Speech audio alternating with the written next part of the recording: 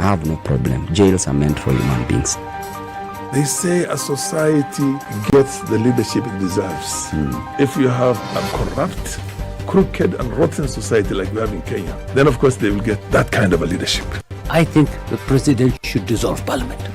That's the best solution at this moment in time. Dissolve parliament. All of you go home. Yes, we all go home. How are we encouraging other people who might have new and creative ideas? Young people who are making money without any government help. They are just buying their own bundles. They are going on TikTok and making money. KRA is coming after them. I've been in parliament for 15 years. We have been unable to pass the gender law. And yet no presidential candidate is talking about it now. Because we are fake. The truth is, all the men refuse to vote for that law. What did Sonko do to Pumwani maternity hospital? Yeah, he with cleaned his it up. own money. Cleaned it with his own money. That was him as an individual. Yeah. And I did not say he was cleaning his own money. I was saying he cleaned Foot, mouth. Foot, mouth. Eric. Okay. The Situation Room, Kenya's biggest conversation.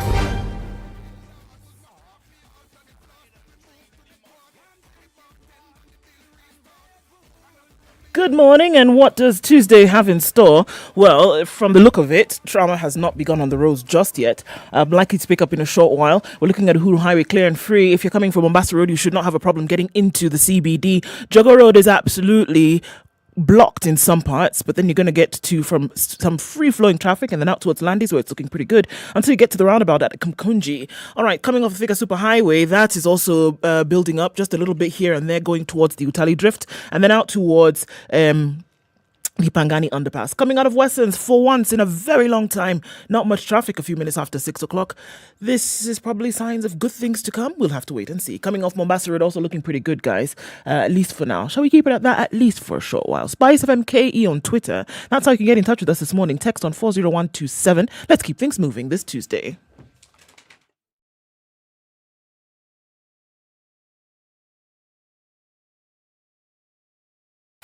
Are you ready? Okay. Spice FM.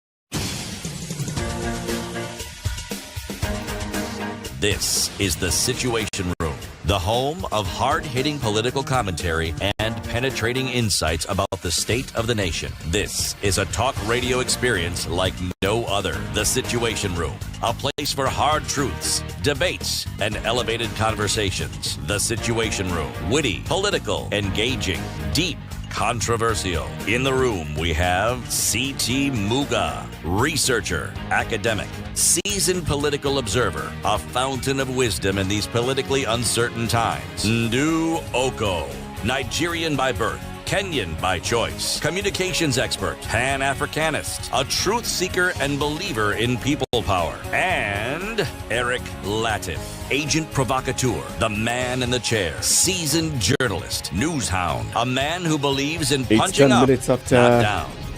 This is the Situation Room. Day of January 2022. Good morning. Yeah, 25. Kwa nini? Hakuna. Just getting her bearings. Ama unataka ziwe ngapi? Hakuna. Tunaweza kutengenezea yako. Unataka tupunguze ama tuongeze? Mimi niko sawa. Sawa. Iwe kama 30 namna hii. Mimi niko sawa. Vile niko? Niko sawa. Bas. Welcome to Kenya's biggest conversation, everybody. We are happy that you are able to join in the conversation. We'll have several conversations today. At 8 a.m., we have a guest in the studio, and this is the governor of Kirinyaga County, Anne Waiguru. She'll be here. We'll ask her. So, presently, we have 2 elected governors and 1 who got in later. Those are women. Looking at the women positions in the next government and women participation in these elections, what are women doing? And especially now that she's in UDA, does UDA have any plans for supporting women candidates, and also supporting women and the women agenda. That's what we'll be asking her about. At 9 o'clock, we have former leader of the majority in the National Assembly, Eric Ndu Okoh. He'll be here. Let's talk about the northeastern parts of the country, okay, and all the focus there, and in terms of development record, development needs, and whether there's any of the coalitions that are actually talking about the northeastern and what it needs to develop. We also know that he's in UDA. Let him tell us. What are they doing about it? Keep it right here for those conversations. Let's begin with COVID in numbers. All right. Kenya's positivity rate is now at 4.75%, which is, a little better, much better, actually. Remember, we're trying to keep percentages under 5%. We heard from the Ministry of Health yesterday. 170 new COVID-19 cases, bringing the country's caseload now to 320,000. So still looking at trying to vaccinate as many people as possible. 4 deaths having been recorded, and these have been attributed to reports coming in over the last 30 days. There are now 721 patients currently admitted in various health facilities countrywide. 5,733 are under home-based isolation and care. All right, 40 patients are in the ICU right now, COVID, and trying to vaccinate as many people as possible. The school vaccination program kicks off this week. Okay. Remember what they said, that they would now be taking the vaccines to schools, to secondary schools. So that happens now, and they're trying to do as many of these before the midterm, which is next week.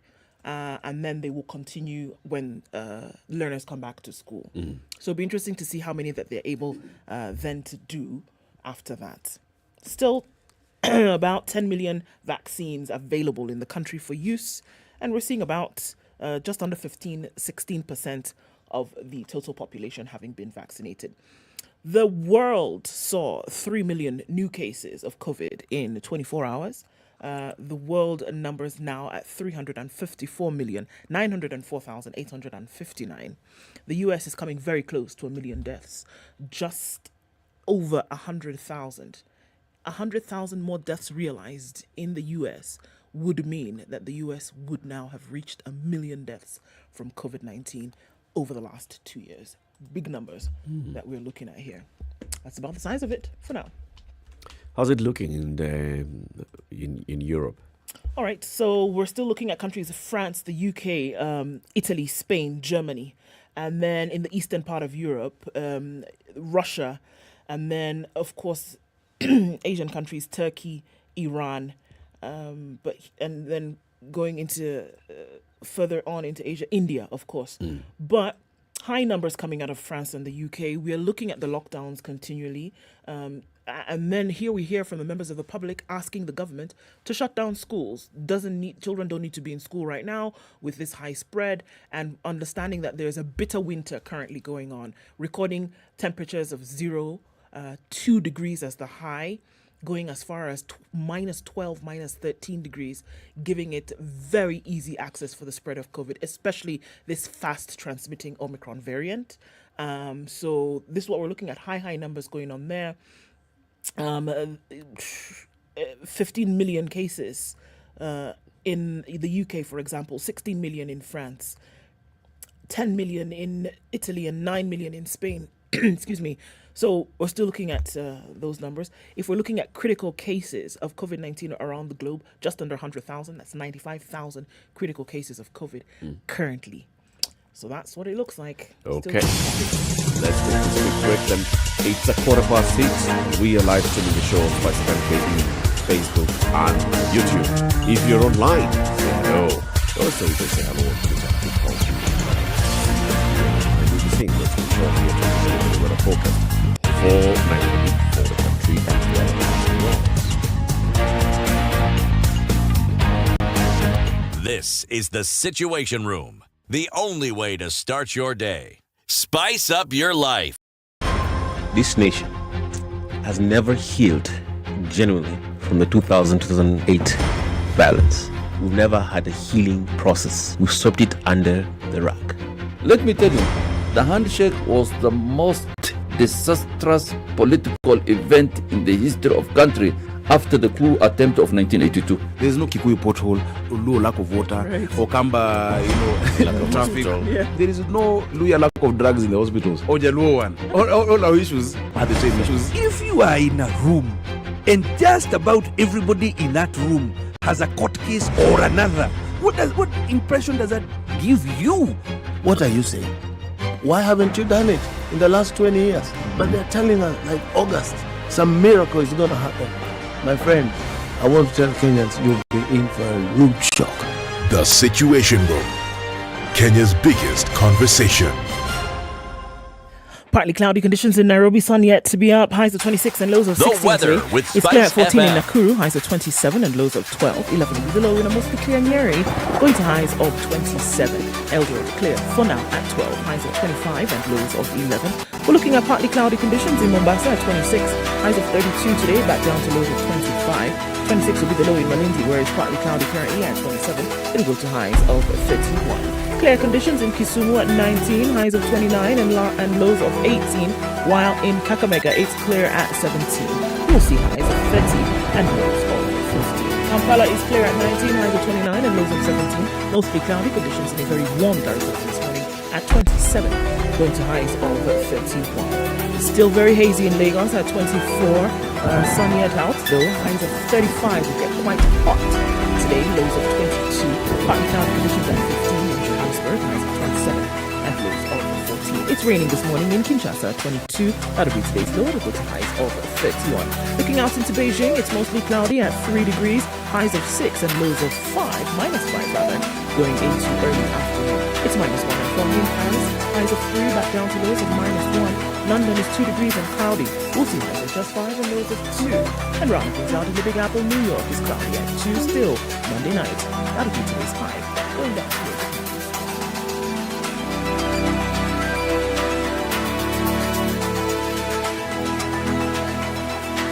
Spice FM. Spice up your life.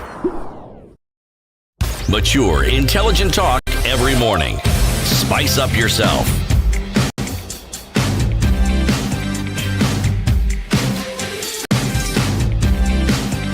Mornings done right. It is 18 minutes after 6. 94.4 Spice FM. Quite a number of people online this morning. My goodness, where did you all pop up from?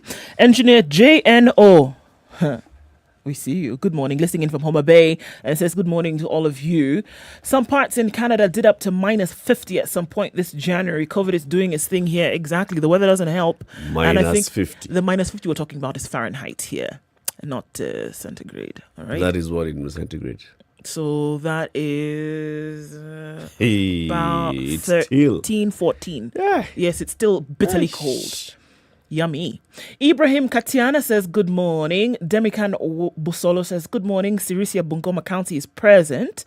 Mwangi Godfrey says he's listening in from Kirinyaga.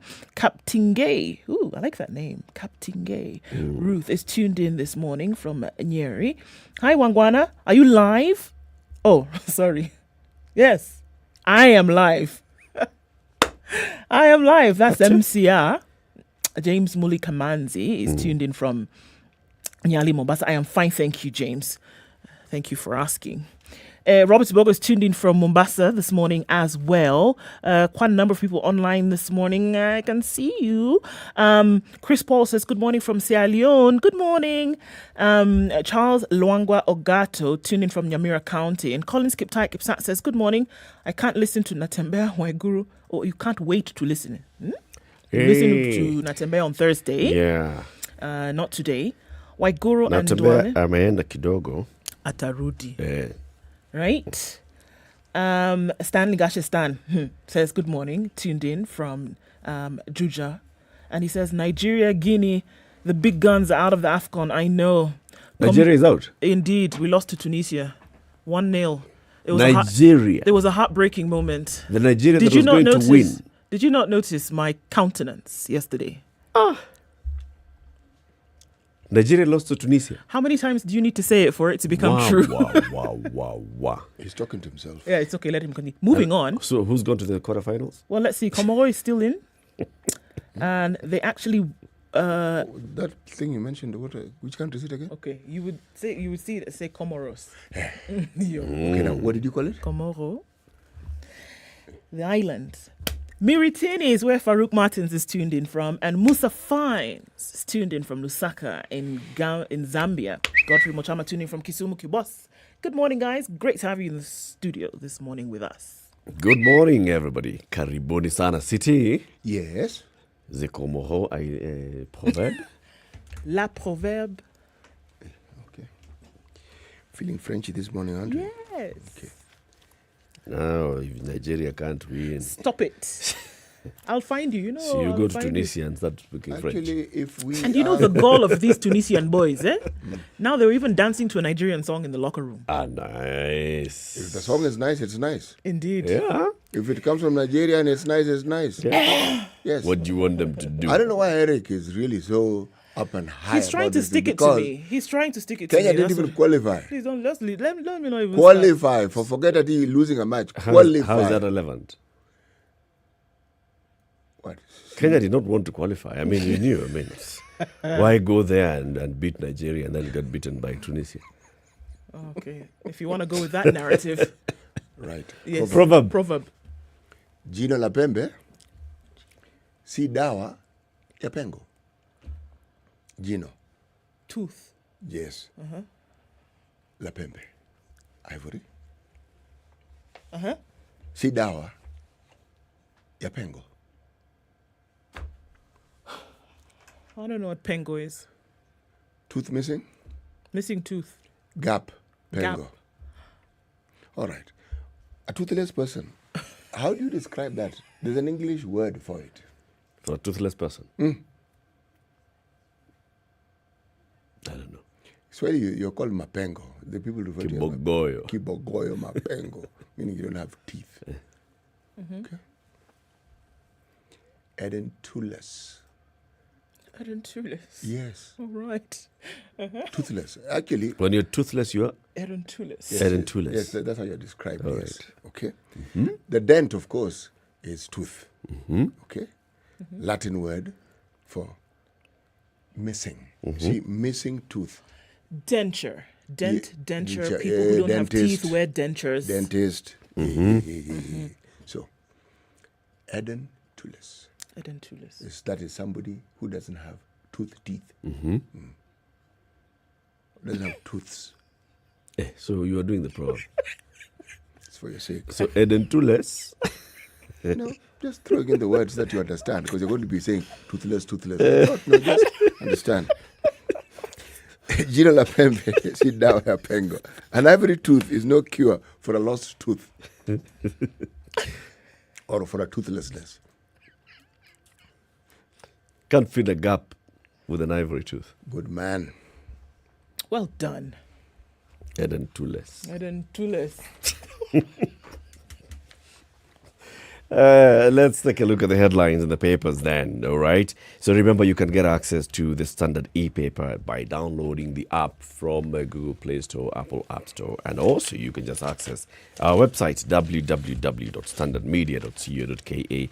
Create your account and just follow the instructions, then you'll have access to the content in the papers. What are you looking at? Well, look, I think we can't run away from the huge problem of mental health in the country. And every day we see stories, and another big one today, and I think it's important to highlight what has been going on or what has happened most recently. The headline in The Nation, fight over, or on one of the pages, fight over phone that led to murder, suicide. A day before Constable Abel Andari died in a suspected murder-suicide, he had confiscated his wife, Dorcas Chebet's phone on suspicion that she was having an affair. Mr. Andari, police now believe, was interested in exposing the affair and blocking any further communication between the two suspected lovers.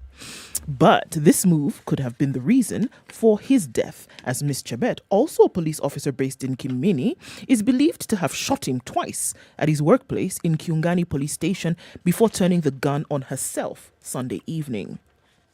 The two reportedly met on Saturday evening in Kiminini, where Mr. Ndari took his wife's phone, promising to return it the next morning after completing his investigations. But Ms. Chebet did not wait for the phone to be brought back. She's reported to have gone to Kiungani after asking her sister to prepare her two children, a 2.5-year-old boy and a 1-year-old girl, to go to church, promising to join them later. Only she headed straight to her husband's workplace. She left her house around 9 a.m. A colleague of hers had requested her to cover for her since she was engaged on other matters. She obliged, but asked to be first allowed to give her phone back. Trans-Nzoia County Criminal Investigations Officer gave these details. 10 a.m. After arriving at her husband's workplace, she greeted officers at the station before proceeding together with her husband to his house a few meters away. Around 11:30 a.m., one gunshot was heard from the house. 2 other shots rent the air a few minutes later. Then silence. Officers frantically broke the locked door to find the lifeless bodies of the couple on the floor. A G3 rifle and 3 spent cartridges were found on the scene. According to the police report, Ms. Chebet used her husband's gun to shoot him twice in the stomach before turning the weapon on herself. Her husband, who was in charge of the armory, tried to crawl to safety, leaving his palm prints on the wall, according to the crime scene assessment reports. Chebet was found lying next to a plastic chair with a bullet hole on her head that had damaged her jaw. Colleagues and friends described Chebet as an outspoken but secretive, while her husband was described as quiet, calm, and a private man. Yesterday, the families of the 2 dead officers visited Community Police Station. God Almighty. Indeed. God Almighty. That's goodness. Crazy. You know, like we keep saying here, the state of our health in the country is actually not so good, and especially when it comes to mental health. Now, you can imagine, when you talk about mental health, when you talk about getting support, and then going to see the specialist that gives you the kind of support that you need. We talk about availability, and we also talk about the need for maintaining somebody's dignity. Because you can imagine that when you can't just have, this is the mental health facility or this is a mental health ward in every hospital, and you can also have a place where you say, you feel something, just walk over there. Sure. and talk to someone. There's got to be a whole line of developing trusts with the health professional that you go and see. So it's not a one session that goes and you open up and I hear what you're saying. I woke up today and I've just felt it takes time, process. To peel the layers and get that kind of trust and comfort. So it's a long process. Now, are these facilities available across the country? Are they easily accessible? Are they affordable, most importantly? But even more significantly, before someone goes to those facilities, should there not be in-house mental health experts who help with this situation? Because surely, if somebody is already in-house, and it doesn't have to be some outsider, the training, the very fundamental training for counseling, anybody can be taught. Why is it not being considered that even within the police force themselves, people who are already police officers, if it is so difficult to get medical experts in that field, why not train police officers who have an interest in helping counsel? Because trust already exists. This is somebody who does what you do. You know that they know the lay of the land, and you feel they will understand. Because the idea of having in-house counselors, the idea of having in-house mental health experts who can help sieve these problems before now, say, taking them to some facility for further attention and care. It's a discussion. We've had it. We've been told it's something that was being looked into. But is it, by the time it's implemented fully, is it going to be too late? Because, by the time we read this, The problem already exists. Yeah. Absolutely. This is the culmination. Yeah. These ones had gone through something. Look, this thing that we're saying that you needed to have opened up ends here. Yes. And there's nothing that can be done. This particular situation, there's nothing that can be done about it. It's gone. That opportunity to have salvaged life is gone. It ends. They're dead. It ends. And how many more like this? And that's the thing for me. How many more like this are currently ongoing, right? People looking for an out and they don't have one. And the out is to end this, to end it completely. As in, I don't see any other option to deal with this thing than to stop living. That's the solution. It's that bad. You know, by the time somebody gets to the point where they want to end life, they do not see anything else that they can do. Meaning, it's not just a wall. It's a wall, a very high wall. It's a dark room. You cannot see anything else. There is no avenue that you deal with the thing. If one doesn't get there in a day, or 2 days, or in a week, it's a process. So when the problem begins, the opportunity for somebody to know that I actually can go to see so and so and say, look, this is a situation so that that person can actually help you understand even your own thought process. And if it's beyond them to say, look, why don't you take this thing to this particular individual or this place where you can get further help? Sure. Yes. The work that people, individuals, Kenyans in the police service have to do on a daily basis, that in itself is taxing. That on its own, without the vagaries and the complications of personal relationships. Yep. So now you throw that in, it's a tinder keg. Absolutely. Completely. Let's take a break. It's 27 minutes to 7. Time for us to look at what's happening on the roads, and then we'll look at more headlines. This is the Situation Room, the only way to start your day. Spice up your life. Classic soul, R&B, smooth jazz, neo soul, and nostalgic ballads. Make some noise. Yeah! You're listening to Spice FM.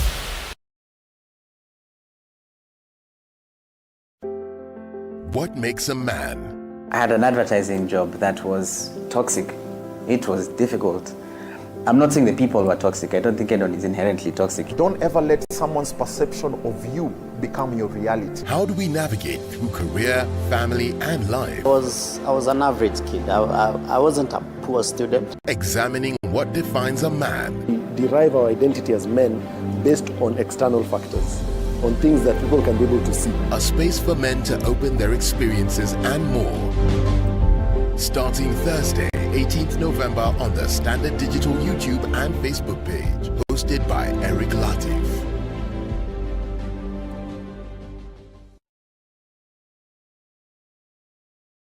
Digital technology is an integral part of any successful business. And staying up to date with the latest in digital technology is key to giving your business a competitive edge. On Saturday, 29th January, I, Olivia Otieno, is taking 00 Direct live and on location for the Digital Technology for Women in Business, a free must-attend forum for women business owners seeking to grow their businesses within the digital space. To attend, simply visit www.spicefm.co.ke to register at no cost. Digital technology for women in business in partnership with Visa. She's next. Empower her. It's building up on Mombasa Road this morning, getting out into the city, in and outbound traffic, a little bit of it here and there, but nothing too... What's going on today? Let's knock on wood and hope it remains just like this, at least for some time. There's some traffic on Jogo Road going out towards Landis. Landis also, not too bad right now. A little bit of action going there onto Haile Selassie. Langatra is where it's building up some.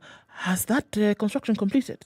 Maybe one ought to take a trip down there and see what's looking like right now. Gong Road coming around to the roundabout and then out towards Community. That's all right. There's a build-up on the Thika Superhighway. We're looking at just before the Pangani Underpass. Coming off Kiambu Road, not too bad this morning. Limuru Road is also building up. We're going to get into traffic hour in about an hour or so. So I guess now's the time to make a bolt for it and you should be all right. Tuesday morning is shaping up just fine. Let's see what it looks like in your neck of the woods, just in case anything is going out of whack. Talk to us on Spice FM @SpiceFM_KE on Twitter. Text 40127.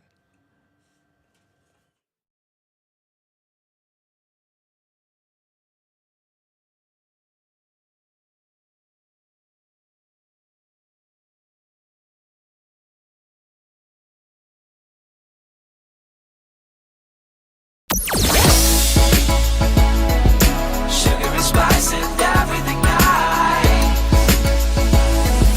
SpiceFM. Spice up your life. Mature, intelligent talk every morning. Spice up yourself. Now, there's a DCI officer by the name of Abdrahim Ado Abdullahi who has been working and living in Embu. According to his third wife, Zainab Deka, who was living with him in Embu, Ado left to go for an assignment in Mombasa on Wednesday last week. On Thursday at around 10 a.m., he spoke to his wife on phone and informed her that he was at Isiolo Highway on his way back to Embu. The wife says, "My last call with him was on Thursday and he told me that he was coming back to the station." His first wife, Rahma Abdurrahim, says she last spoke with her husband on Wednesday last week at around 11 a.m. According to Ado's brother, Abdulkadir Abdullahi, they did not see him on that Wednesday or Thursday, and they filed a missing persons report at Isiolo police station, where his car was found on Friday. They were referred to Embu. Now the family is demanding answers and investigations because DCI officer Abdurrahim Ado Abdullahi, who's been working in Embu, who had left home and said he was going to Mombasa, who had called on Thursday and said he was on his way back home, was found murdered and his body dumped near Kolol Viewpoint along the border of Elgeyo Marakwet and Baringo counties. Relatives have thronged the Iten County Referral Morgue, where the body of the DCI officer is being preserved, and they were overwhelmed by emotions as they struggled to come to terms with the death. The body, according to the family, had deep cuts on the head, the face, and at his neck, showing signs of strangulation. He was a father of 8, and he has left his 8 children and 3 wives. We're talking about people who are missing. This is a DCI officer. He works in Embu. He told his family he's going to work in Mombasa. Now, there is nothing here in this story that indicates whether there is indeed anybody else, any other officer, any of his bosses who confirmed that he was indeed going for work in Mombasa, or any officer in Mombasa who confirms that, yes, in fact, we were working with him in Mombasa. But he called and said he's on his way back. He's actually at Isiolo on his way back. But coming from Mombasa to go to Embu, he calls from Isiolo. That already is a question. His car is recovered in Isiolo. His body is found in Elgeyo Marakwet. What's happening? It's very strange. What's happening? I mean, what's that? Yeah, this is, in terms of geography, it seems to be a bit of a traversing the country, right? Yeah. Would it make sense? I'm just asking. Would you need to, if you were going from Mombasa to Embu, would you end up at some point in Isiolo? I don't see how. No. Okay. Unless you were going, you could fly. There's an airport at Isiolo. Right, but he's driving. So there was no likelihood of you ending up randomly in Isiolo if you were going from Mombasa to Embu, looking at all the various routes, right? Yep. And then if your final destination was Embu, then ending up in Elgeyo Marakwet, the border between Elgeyo Marakwet and Baringo is a little now more confusing. And then dead. Yep. Your car is found in Isiolo. Yeah. And you? Your body is found on the border. On the border of Baringo and Elgeyo Marakwet. Let me throw in a perspective. Huh? Mm-hmm. You know, the duplicity of human beings is something that I personally cannot quantify. Yeah. But if you talk to anyone, depending on the point and time in their lives when you meet them, the person that you will see may not be the same person that people who've known this person longer in an earlier time know. Mm-hmm. You may be describing the same person, but it won't be the person that is identified by others who've known him. We always have aspects and sides of us that other people know that others don't. Sure. And the reason is simple. I mean, you don't have to present everything that you know about yourself in every situation that you find yourself in. Now, more so, if your work involves security issues, if your work involves intelligence issues, how much of what you do and the people you know will be known even to your family or to the people you relate to on a daily basis? The thing is that it's highly likely that even what he was telling his wives is nothing close to what he was doing. No. And this is the thing that we're seeing almost every time we hear stories like this. Again, I go back to the 4 friends from Kitengela, right? When they Who went had gone missing, for a birthday party. yeah, they'd gone for a birthday then party. They they were went enjoying looking for meat themselves. at They the were river. looking for meat, and their parents, even some of the parents of them, after they had been deceased, said, "Oh, you know, my son, this is very good."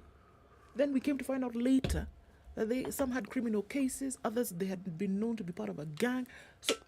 So when you, just like you're saying, the people in close proximity to you may not be fully aware of everything that you are involved in. If you take, for instance, people who work in sensitive government agencies or in counties where a lot of money is involved, if they are in the business of accepting or creating situations in which they can be offered a graft or bribes, do you think that they go home to their families to tell them, "Oh, today I got a bribe"? Yes. Do you think they announce that this is what they are doing? If they're in a sensitive place where people need to go to them and they're extortionists, do you think they go around telling their families that they're extortionists? Of course not. Do you think those 4 went to their family members and said, "I'm part of a gang that..." They explain how it is they get their money. Usually one word explains it in Kenya: deal. Okay? Or hustle. All I'm saying is there is a lot that we do not know about each other, but let's extend it further. There is a lot that perhaps even our own families do not know about us. Indeed. Now, what if your job, as I said, is that sensitive? How much will they actually know? They wouldn't. But then, a police officer turning up dead with deep facial and head wounds and marks of strangulation is something. What does that tell us about this officer? And what is it that could have led to this kind of death? This person probably never even left Embu. Yes. The car could just have been driven to Isiolo for all you know. And it was not a suicide mission. No, it wasn't. So he was lured to his death. Yes. All indications are in that direction. Now, why would a police officer be lured to his death? Yeah. What was he involved in? That really is a question that I'm raising. What was he involved in? And because usually... Or what information did he have that was soon to come to the fore? Actually, what was he involved in? You see, when we read about these deaths and we get the numbers and we keep hearing stories, families, backgrounds, the thing that I find bizarre and alarming is that this term extrajudicial killing has just gone a notch higher. So it appears that those who are in the know and who have the law on their side prefer to determine someone's fate on their own. Yep. without going through the legal processes that have been laid down. They look at the situation and it is worrying if that's on the increase. Quite. It's very, very worrying. It is. Another quick break. It's 7:15. This is the Situation Room, the only way to start your day. Spice up your life. 102.5 Spice FM, Kisumu. Mature, intelligent talk every morning. Spice up yourself.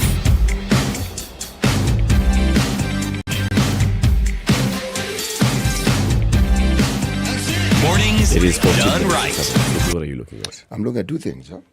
One, US sends Kenya 1.3 doses of Pfizer vaccines. Just 1.3? 1.3 million. doses. Oh, okay. So, 1.3 million doses of Pfizer vaccine. 1,300,000 doses of Pfizer vaccines. Free. Okay. Okay. But we're not the only ones. Mauritania have also received their share. But their share is around 700. Yes. Okay. That's right. It's, they've received at least 700,000. Which means that 2 million doses have been sent by the By the US government. to us. Okay? Question is, do we have the might and the muscle to be able to consume and utilize these vaccines? Let's look at the ones we already have. Do we have the muscle and the might and the ability and the willingness, otherwise known as wherewithal, to actually utilize these vaccines? We're getting more, and chances are we'll keep getting more. That was just one. Simple, straightforward. We've received them, so we have more vaccines in the country. So how many Pfizer doses have we received so far? All from America. All free. quite a number. Quite a number, right? Yeah, we're looking upwards of 7 million now. Continue. Right. Something which is alarming here. Remember the discussion we had yesterday about fuel, etc., fuel. Now, and LPG. Yes. Now, the problem is every time fuel prices rise, specifically LPG, what people don't understand is now people still have to cook, they still have to use fuel. What do you think they do? All right. Alternative sources. They use sources of fuel. Yes. 1 in every 4 Kenyans households primarily depends on LPG as their cooking fuel. 1 in 4. Okay? But then, what has happened right now is that the use of charcoal and kerosene has shot up. But it hasn't shot up to the point where it has overtaken firewood. 51% of the fuel used in this country is firewood. Still firewood. 23.9% is gas. This one we call LPG. LPG. Okay. Charcoal is 11.6%. Paraffin, 7.8%. Electricity, this one, 0.9%. Okay. Biogas, 0.5%. Solar, 0.2%. You know, that move a couple of years back by the government to, remove taxes on LPG, to encourage building of more LPG storage at the port of Mombasa and inland in the country, and to also encourage using the National Oil Corporation, the uptake of LPG. Remember, NOC came up with the smaller cylinders. They came with a 3 kilogram cylinder. They did. Because they wanted to make it cheaper. And then some companies like Gulf Energy, Premier Gas, they came up with the 1 kilogram They did. gas cylinder, Pima Gas, They did. where you go and refill for as low as 50 shillings. Those are, innovations that should have been followed through by government. Encouraged, and enhanced. supported by government. It was actually a government move, but then it gets somewhere, as you know, with all government moves, it stops. In Rudisha VAT kwa gas, Rudisha excise. Now look at where we are. What we keep talking about, whenever we are talking about such great use of biomass, charcoal and firewood are the leading sources of fuel and cooking fuel in the country. Yes. What are we saying? What they call dirty fuels. But you see, it's like we take one step forward and then we take 3 backwards. Yeah. And people just look at it from one angle. They look at it from the angle of, okay, so, yeah, are you cutting down trees? If you're cutting down trees, what's it doing to our forest cover? Oh, no, people are still planting trees. There's more to that. When people are cooking in a house using firewood or using charcoal, there's a threat and risk of respiratory illnesses. Or guaranteed, more or less. So you have very many people who just grow up exposed to respiratory illnesses. And they wonder why it is. And if you were to do a survey, you'll find there's a preponderance of some of these ailments that are caused by the gases that are emitted from these fuels. Yep. In that community, you will find it. Yes. Yep. Someone may even move from that area, but if you go back into the history, you'll find this person grew up in this environment. Yeah, So grew up this way. I mean, you've grown up and all you know is cooking using firewood and charcoal. You know, a lot of illnesses that we have, exposed. There's a history to it. If you just dig deep enough, you'll find, you'll go to the genesis of that whole problem. Yep. Government gives with one hand, takes away with another hand. But you know, what now is confusing and puzzling? My friend, we have thermal power. Yep. We have more sun than we know what to do with. We have solar. Yes. Surely. These are things we can promote. Indeed. Yep. Even using biogas and just knowing how to make biogas and to tap biogas. Yes. Government projects. You go to the Ministry of Energy, you will find plans to the detail, to the letter, exactly how we can roll this out countrywide. Just like you go to the ministry of, this ministry is called, let me give you the name of this ministry, East Africa and Regional Development. You'll find that there was a plan and a program that was started by the Ewasongirong North Development Authority a couple of years ago in 2011 to look at these counties of Isiolo, Marsabit, Samburu, Garissa, Wajir, Mandera, and parts of Meru. You know what they have? They have something that many parts of the world do not have. Trees. Trees that can produce resin. This resin is actually very good because it's competitive globally. Countries such as Ethiopia, Sudan, and Somalia have a highly organized and formalized gum and resin trade within them where they export. Now, here's the story.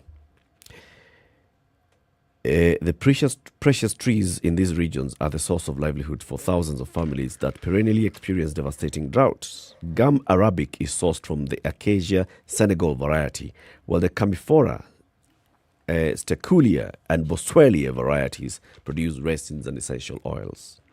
Globally, demand for these rare extracts, dubbed Savannah Gold, has skyrocketed owing to their increased use in the industrial production of food products such as chewing gum and beverages, medicine, beauty products, and perfumes. For example, Camphora in particular produces that essential smelling, what is this essence? MYRRH. Myrrh. That one. The one that was brought to Jesus. That one. So, Apa, Wajia, Mandera, Isiolo, you go and you can get myrrh. Now, there's a factory that has been established. It started being established in 2011 by the Ewasongirong North Development Authority. And it was a resin factory. It stalled due to constraints caused by inadequate funding. Oh, no. The dream is now being realized with the injection of 400 million shillings into the Development Authority by the state through the Cabinet Secretary for the Ministry of East Africa and Regional Development, Aidan Mohammed. On Friday, the CS commissioned that factory at Landbib area of Wajir East Sub-County. The factory was designed and installed by Magnum Engineering. This is what he says. This gums and resins factory is the biggest in East Africa and is a landmark project with the objective of providing the opportunities for value addition of the gums and resins. It will be generating revenue, creating employment to our people, and economically empowering local communities living within the 7 gums and resins producing counties. The choice of the factory's location was informed by its proximity to the Wajir International Airport and neighboring counties through the Lamu Port Southern Sudan Ethiopia Transport Corridor. Project that started, project that stalled, it has received 400 million shillings. It is set to receive some extra 100 million shillings in the next budget. Fingers crossed. Knock on wood. Something that could just, but I mean, it's there. It's naturally growing. It's trees. They have been tapping this thing just in a very disorganized manner. And then there are people who come and pick and they go and export. Now you're saying, let's organize it. Let's set up a factory locally. Let's find ways of organizing the entire value chain so that it benefits the people. My good Lord. It sounds like rocket science. Probably it is. It would appear so. I quickly tell you something. Yes. So the court is to rule on the state's appeal requiring civil servants to resign. Okay? Remember there was that whole thing? Yes. February 6th, I believe, is the date.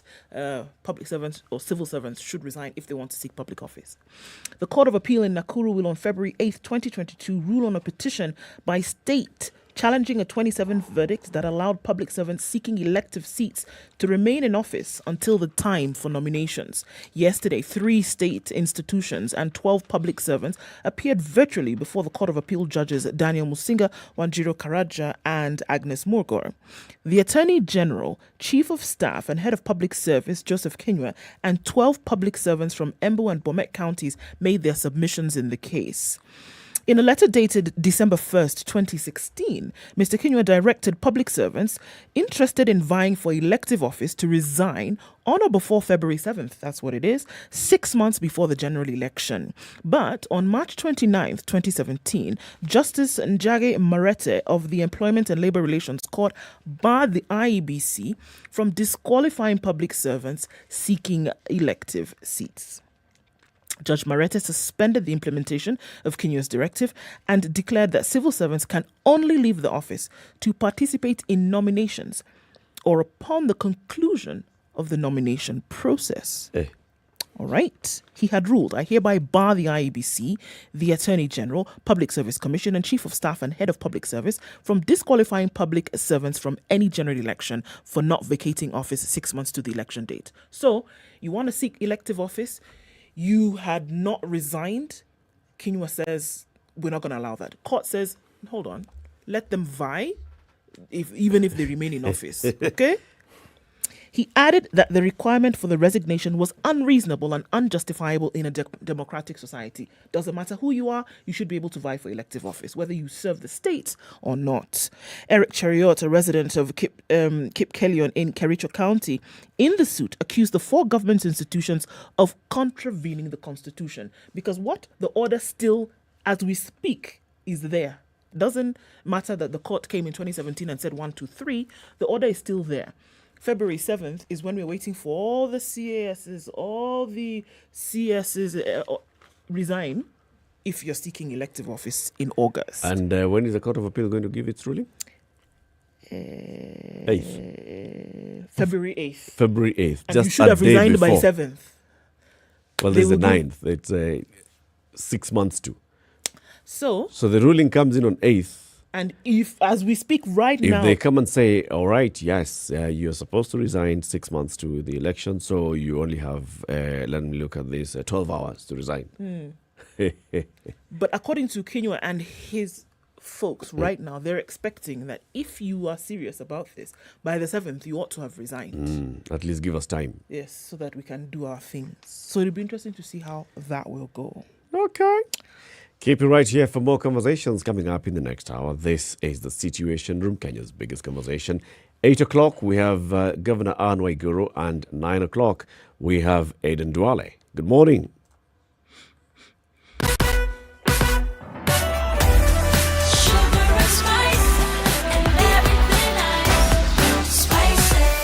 Spice up your life. The Spice FM Newswire is brought to you by InDriver. Choose your preferred driver, mode of transport, and negotiate your fare to your destination for a safe, comfortable, and affordable trip only with InDriver.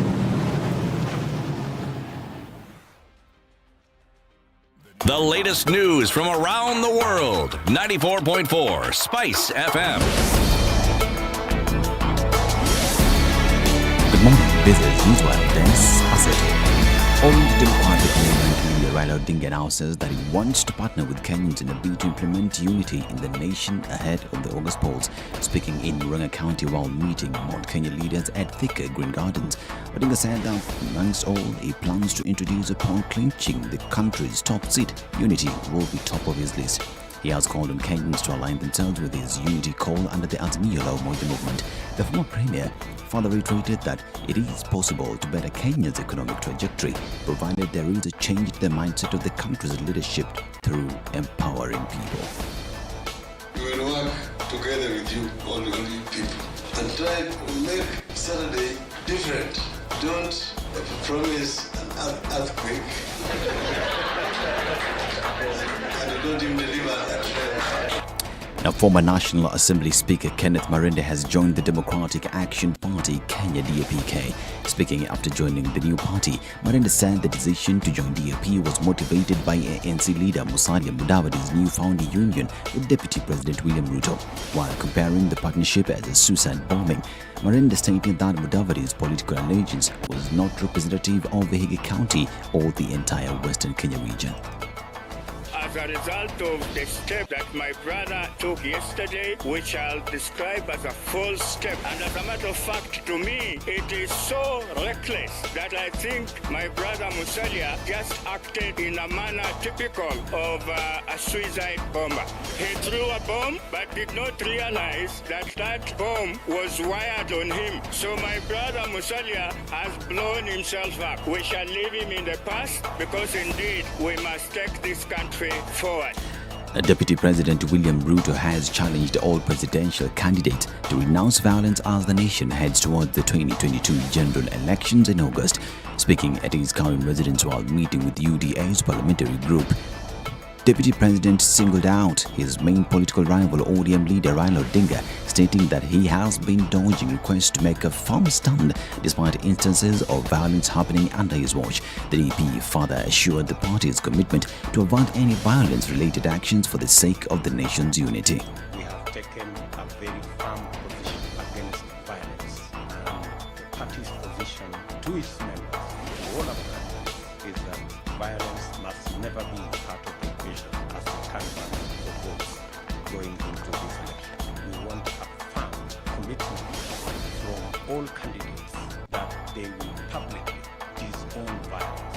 We want to challenge every presidential candidate, especially the presidential candidate of Congress, to clearly, firmly, and irrevocably renounce violence. We go to the lakeside city of Kisumu, and Kisumu County employees have been given 2 days off duty in order to register as voters ahead of August polls. Kisumu Governor Anyang' Nyong'o said in a post on Facebook that he had also urged them to mobilize friends and family to exercise their civic duty. He has reiterated the need to increase the registered voter numbers and expressed optimism in a higher voter turnout by the end of the week. The Independent Electoral Boundaries Commission kicked off its second phase of the enhanced continuous voter registration on January 17th, an exercise marked by a low turnout. The IEBC hopes to register 4.5 million voters in its second 21-day round. And police in Malindi are investigating an incident where a househelp was mauled to death by employer's dog. According to the Directorate of Criminal Investigations, the 39-year-old woman had opened the door leading to the porch when the dog attacked her. It then proceeded to bite her several times before a night guard at the home rushed to her help and restrained the dog after hearing her screams. The guard recounted that the woman said she felt fine, but when his colleague reported for duty, found her sprawled on the floor. Detectives based in Malindi, who were among the first responders to the incident, established that the deceased had multiple wounds occasioned by the dog's bite. And 2 decomposing bodies were discovered dumped along the Kabarnet E10 Eldoret Highway, shocking residents of Kiboino in Kabarnet Ward, Baringo County. According to Baringo Central OCPD Francis Gashoke, the bodies of men between the ages of 35 and 50 had decomposed beyond recognition due to severe injuries. According to the OCPD, one of the bodies had its head crushed and the other had both eyes cut out, as well as cuts to the hands and legs. According to police reports, officers were dispatched to the scene after receiving a call from nearby residents. Now, the head of the World Health Organization has warned that it is dangerous to assume the Omicron variant will herald the end of COVID-19's acutest phase, exhorting nations to stay focused to beat the pandemic. Though Omicron has sent total cases soaring to nearly 350 million, its less lethal impact and the increasing prevalence of vaccines has led to optimism in some parts that the worst of the pandemic may have passed. This is Newswire. I'm Dennis Aseta. Good morning.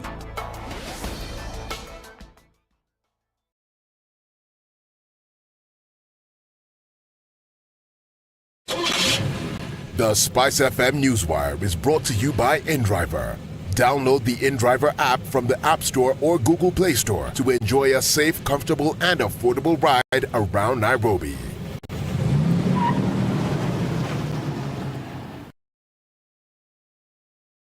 All right, we're looking at traffic on Gongro this morning, getting into the city. Uhuru Highway also past the Nyeri Stadium out towards Westlands, in and outbound traffic. Thika Superhighway has clogged up like never before, and we're looking at high levels of traffic all the way past Safari Park Hotel now coming out. Kiambu Road also packed this morning. Limuru Road, we're looking at bumper to bumper traffic. Mombasa Road as you head out into the city as well. All right, so use your bypasses, guys. Up and about this morning shouldn't be an issue using those, the roundabout longer way into the city, but traffic free. All right, let's see what's happening in your neck of the woods on SpiceFM KE on Twitter. Text 40127.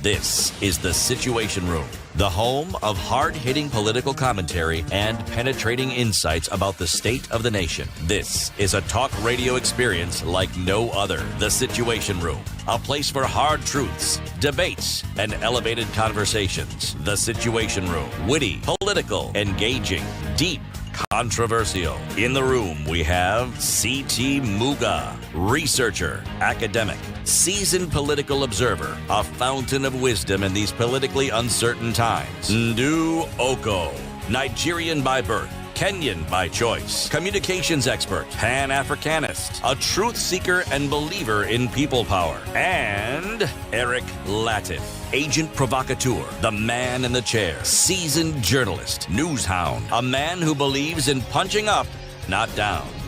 This is The Situation Room, the only way to start your day. Good morning. How are you doing? Welcome to the second hour of Kenya's biggest conversation, The Situation Room on SpiceFM, and also streaming the show online on YouTube and Facebook. Just go and search for SpiceFM KE. CT has the day's proverb. Jina la pembe sio dawa ya pengo. Jino la pembe, ivory tooth, si dawa ya pengo. In English? An ivory tooth is no cure for a lost tooth. Ivory tooth, no cure for lost tooth. Cool beans. So you have a gap. You do have a gap. You can't use ivory to fill it. Well, you can, but that's all you're doing. You're filling it.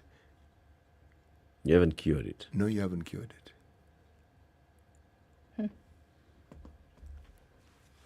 Okay. Good angle to it. Ndu? Yes? There's a story that you read that covered in The Nation today. Let's just go through it again. This is a story of the police officer. Right. So suspected to have died in a murder-suicide incident.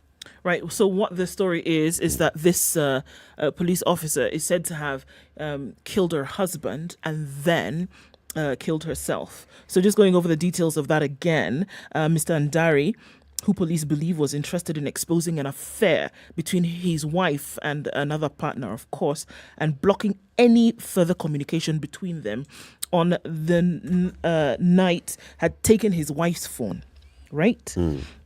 And they had reportedly met on a Saturday evening in Kiminini.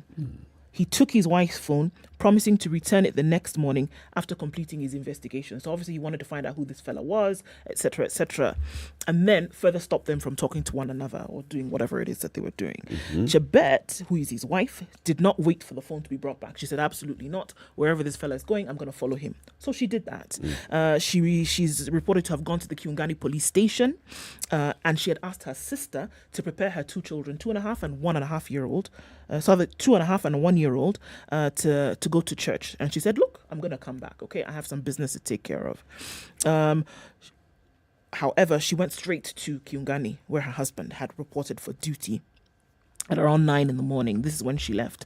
A colleague of hers had requested her to cover for her since she was engaged on other matters. She obliged, but asked to be first allowed to get her phone back. So she was going to report to work. But she said, wait, I've got to go get my phone.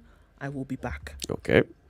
So 10 a.m., after arriving at her husband's workplace, she greeted officers at the station before proceeding together with her husband to his house a few meters away. So obviously he lived within the grounds. 11:30 a.m., after the officers obviously had greeted them, they heard gunshots. 2 shots first, and then a 3rd shot. And so, of course, they ran to try and figure out what was going on. And they found that the door had been locked. So they broke down the door and found Andari on the ground. And they found the AG-3 rifle, 3 spent cartridges. And according to the police, Chebet had used her husband's gun to shoot him twice in the stomach before turning the weapon on herself. Her husband, who was in charge of the armory, tried to crawl to safety, leaving his palm prints on the wall, according to crime scene assessment reports. She was found lying next to a plastic chair with a bullet hole to her head, and that had damaged her jaw. Hey. So any information on what is it? What led to this? Because we talk about this all the time. Police officer gets to a point where they shoot their lover, their spouse, and then they turn a gun on themselves. And there's a chronology. There's something that leads to this. But this is the thing, and here we are looking at obviously an altercation that came as a result of some kind of alleged infidelity between the two. Andari was not all right with his wife, obviously, having this relationship with whomever else this gentleman was. And he found out about it and wanted to know a little bit more. And she wasn't happy with that. But it's clear that this was not the first time that they were having, this kind of a quibble over whatever it was that it was. Because it's no matter how angry, it's rare that between two people who know themselves in this manner, that the first thing you're going to do is pull out a gun and shoot them. You must have had some kind of altercations before. It's not the first time. And it's not like he realized on the day, okay, you're having an affair with somebody, I'm going to pick up phone and go and do investigations. Obviously something that he suspected over time, So it's been spiraling out of control for some time and unfortunately ended in death. You don't need someone's phone if you work for the police service. There you go. To be able to determine the calls they made, even the messaging. He must have known. You do not need that person's phone to determine. You just need the number. Yeah. Yeah, but that information is not so easily accessible, even if it's a police officer. There has got to be a chain of requests that you make. It is true. So before you're actually able to access the messages, you have got to show, all right, so you're in this person, there's an investigation, there's an active case ongoing, and that will expose the fact that you are actually snooping. That is the protocol. Does it stop someone from saying, so and so, I have this problem, can you look into this for me? This idea. Yes. It depends on whether you know so and so. The so and so who has access. It is true. All I'm saying is this, everything that is being presented here points to something that had been ongoing for some time. Yep. But it may point to the accusations of infidelity, but it may also point to the thing that we are actually talking about, mental health. What do we know about this lady's husband? What do we know about the work he does?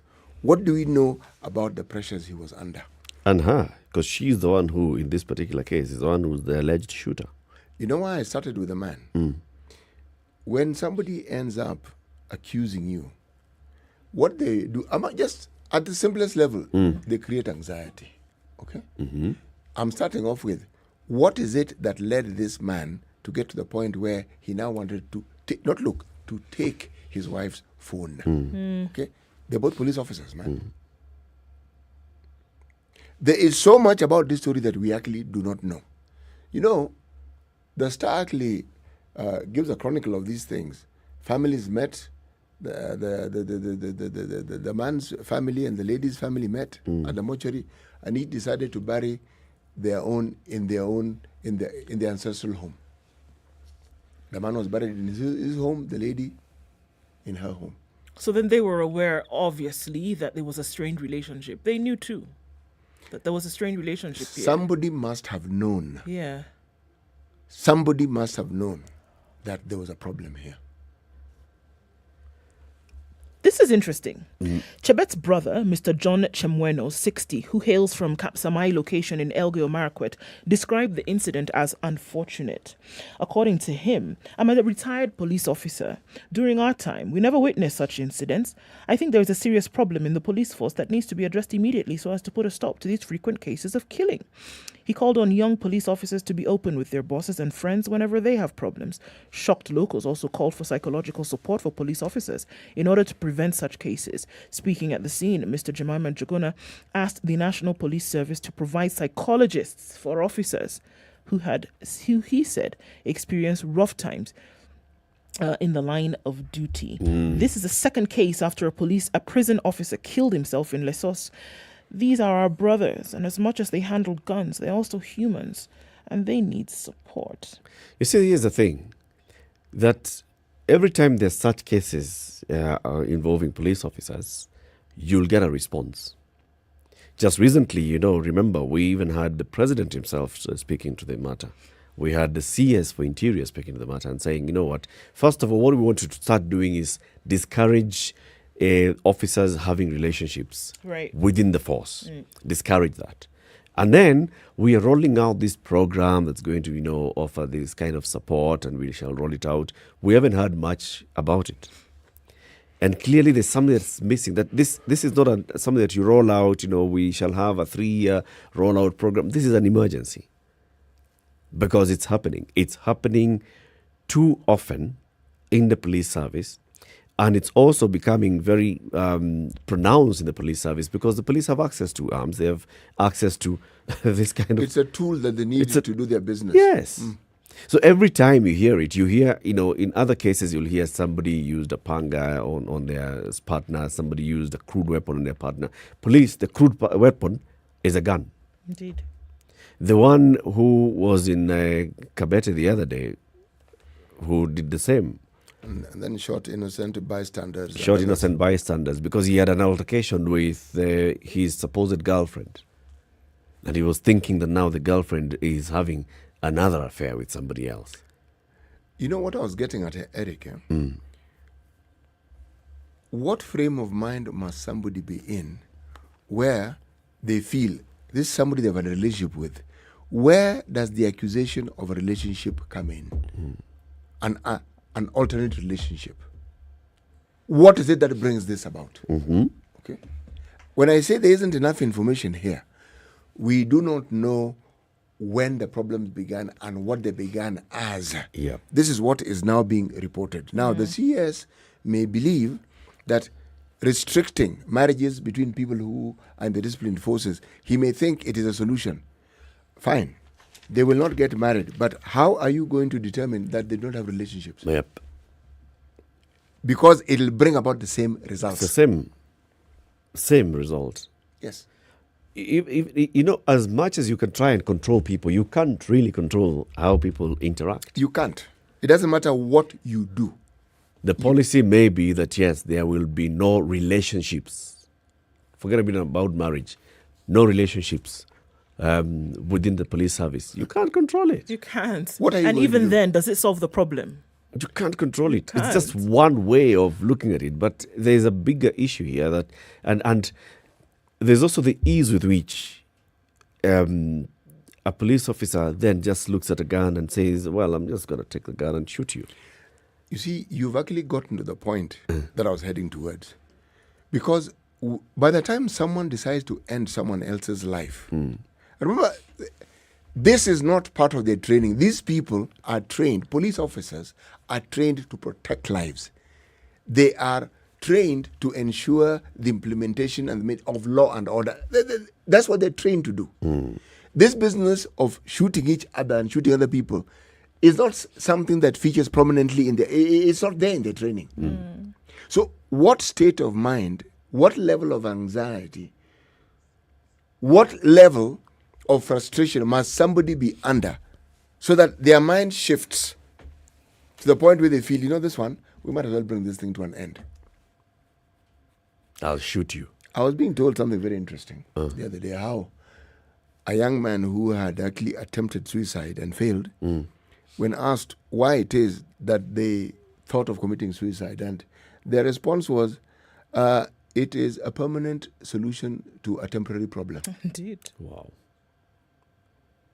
That is how they saw it, and that's how they voiced it. Wow.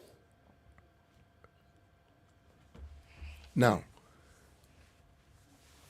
why would somebody want to have, because in their minds, this is a solution, so that this thing can come to an end.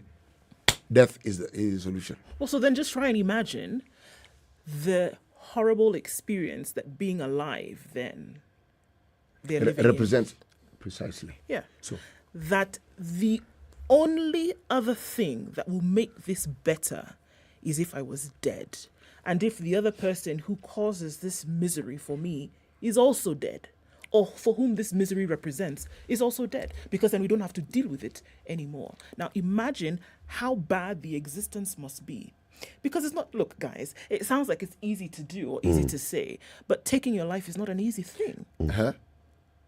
Taking your life Getting to is that not point. Getting to the point to make that decision is not an easy decision to make. That's true. But I also want to just flip it a little bit in terms of, what we are seeing with police officers. Is it possible that there's something that's missing in the training? It is very possible. That in training, that whole training, like you're saying, trained to have serious and maximum restraint, trained to look at a gun and know that the only time I discharge this weapon, I've got to have a lot of justification on why I'm discharging the weapon. Because you can't just say, okay, leave home, you have left your sister, you've told her, okay, just prepare the children, take them to church, I'm coming. You come and you say hello to the police officers, you go and you're going to have an argument because you want to pick your phone from your husband. An altercation ensues, pick a gun, and you unload 2 bullets. And then immediately you turn the gun on yourself. Same thing with that other police officer. It's becoming so easy for a police officer just to discharge their weapon. Actually, that's the heart of the matter. Because why, and in all these cases, these people have children, their families. Yes. Why would somebody consider every other aspect of their lives to be nothing and only focus on ending life? This police officer, there are 2 children. Okay? Yep. Very, very young children. Yep. Most people, just the thought of their children gets them to rethink whatever action. Right. Now, that's why the mental health discussion comes in. Because it is argued and can be argued this person was not in the right frame of mind. By the time they were even walking, the mind had been made up. Saying hello is something you can do. It's just something, hey, how are you guys doing? But you're very clear about what it is that you want to do. Or maybe not. It is recorded that they were in that house for an hour before the shots were fired. Because she arrived at 10 and then they heard the shots at 11. Yes, so some discussion must have taken place. Yeah. Now, so what is it in that discussion that triggered off this? That just goes ahead and trigger. And it goes to a point where, yes, it's triggered and you're not walking out, but you're taking a gun. Because the gun is right there at your disposal. Yes. And you know how to use it. And you know how to use it. But then you just take it. In all these cases that we see, it's a police officer who just gets out, picks their gun, and they go and they shoot. There's a mental health element, yes. But there's also something else about the police and the training and the relationship with their weapon and the relationship with life and death. You deal with death on a daily basis as a police officer. Yes. And the risk of death on a daily basis. Yes. So maybe you get to a point where you start normalizing death. But also, the issue of just discharging your weapon is... You know, if there was no gun, take this view, and all that was there was a spoon. Do you think that this individual could have attacked the other using a spoon? What am I trying to say? It isn't just a situation where you want to lash out. Someone shooting the other twice and then shooting themselves, that person is not in the right frame of mind unless you're going to say that this particular person has a permanent mental illness that makes killing easy for them. And yet, there's nothing in this story that indicates. It's just that you have a situation that already was full of anxiety and it simply just moved on to the point where now it was irretrievable. I think the problem is that folks are walking around, me, you, anybody today, and the assumption is that because I have pep in my step and a smile on my face, that everything is all right. But that's not the case. Because here we are, and look at how she was able, if all of these things that we're hearing allegedly, look at how she was able to separate these duties. Children go to church. Yes, at home, she's not working that day. A colleague has asked her to sit in her shift. So she's already compartmentalized all of these things. She knows the day before, the husband has said, give me this phone, I'll return it to you tomorrow. Somehow in there, she has handed the phone over to husband. Passed the night, woke up the next morning, husband has gone to work, right? He's taken the phone, he's gone to work. Just look at how this is playing out. She wakes up the next morning, asks her sister to take care of the children because they must go to church. She is going to report to work. She has told the guys at the station, I will come, just let me go and get my phone. So it would seem as if everything was normal. She has put all those things into place. She goes to then have a conversation with her husband. Whatever happened ended in death. Many would ask, did she plan this? Did the altercation become something then that she could not handle? I have a feeling it wasn't planned. That's exactly. Because she went to get her phone. And in her mind, that is what she was going to do. I have a feeling it wasn't planned. Yeah. And she was just going to get her phone. Yeah, Did let's she go, let's think deal with this. Yeah, let's deal with this issue and sort it out once and for all.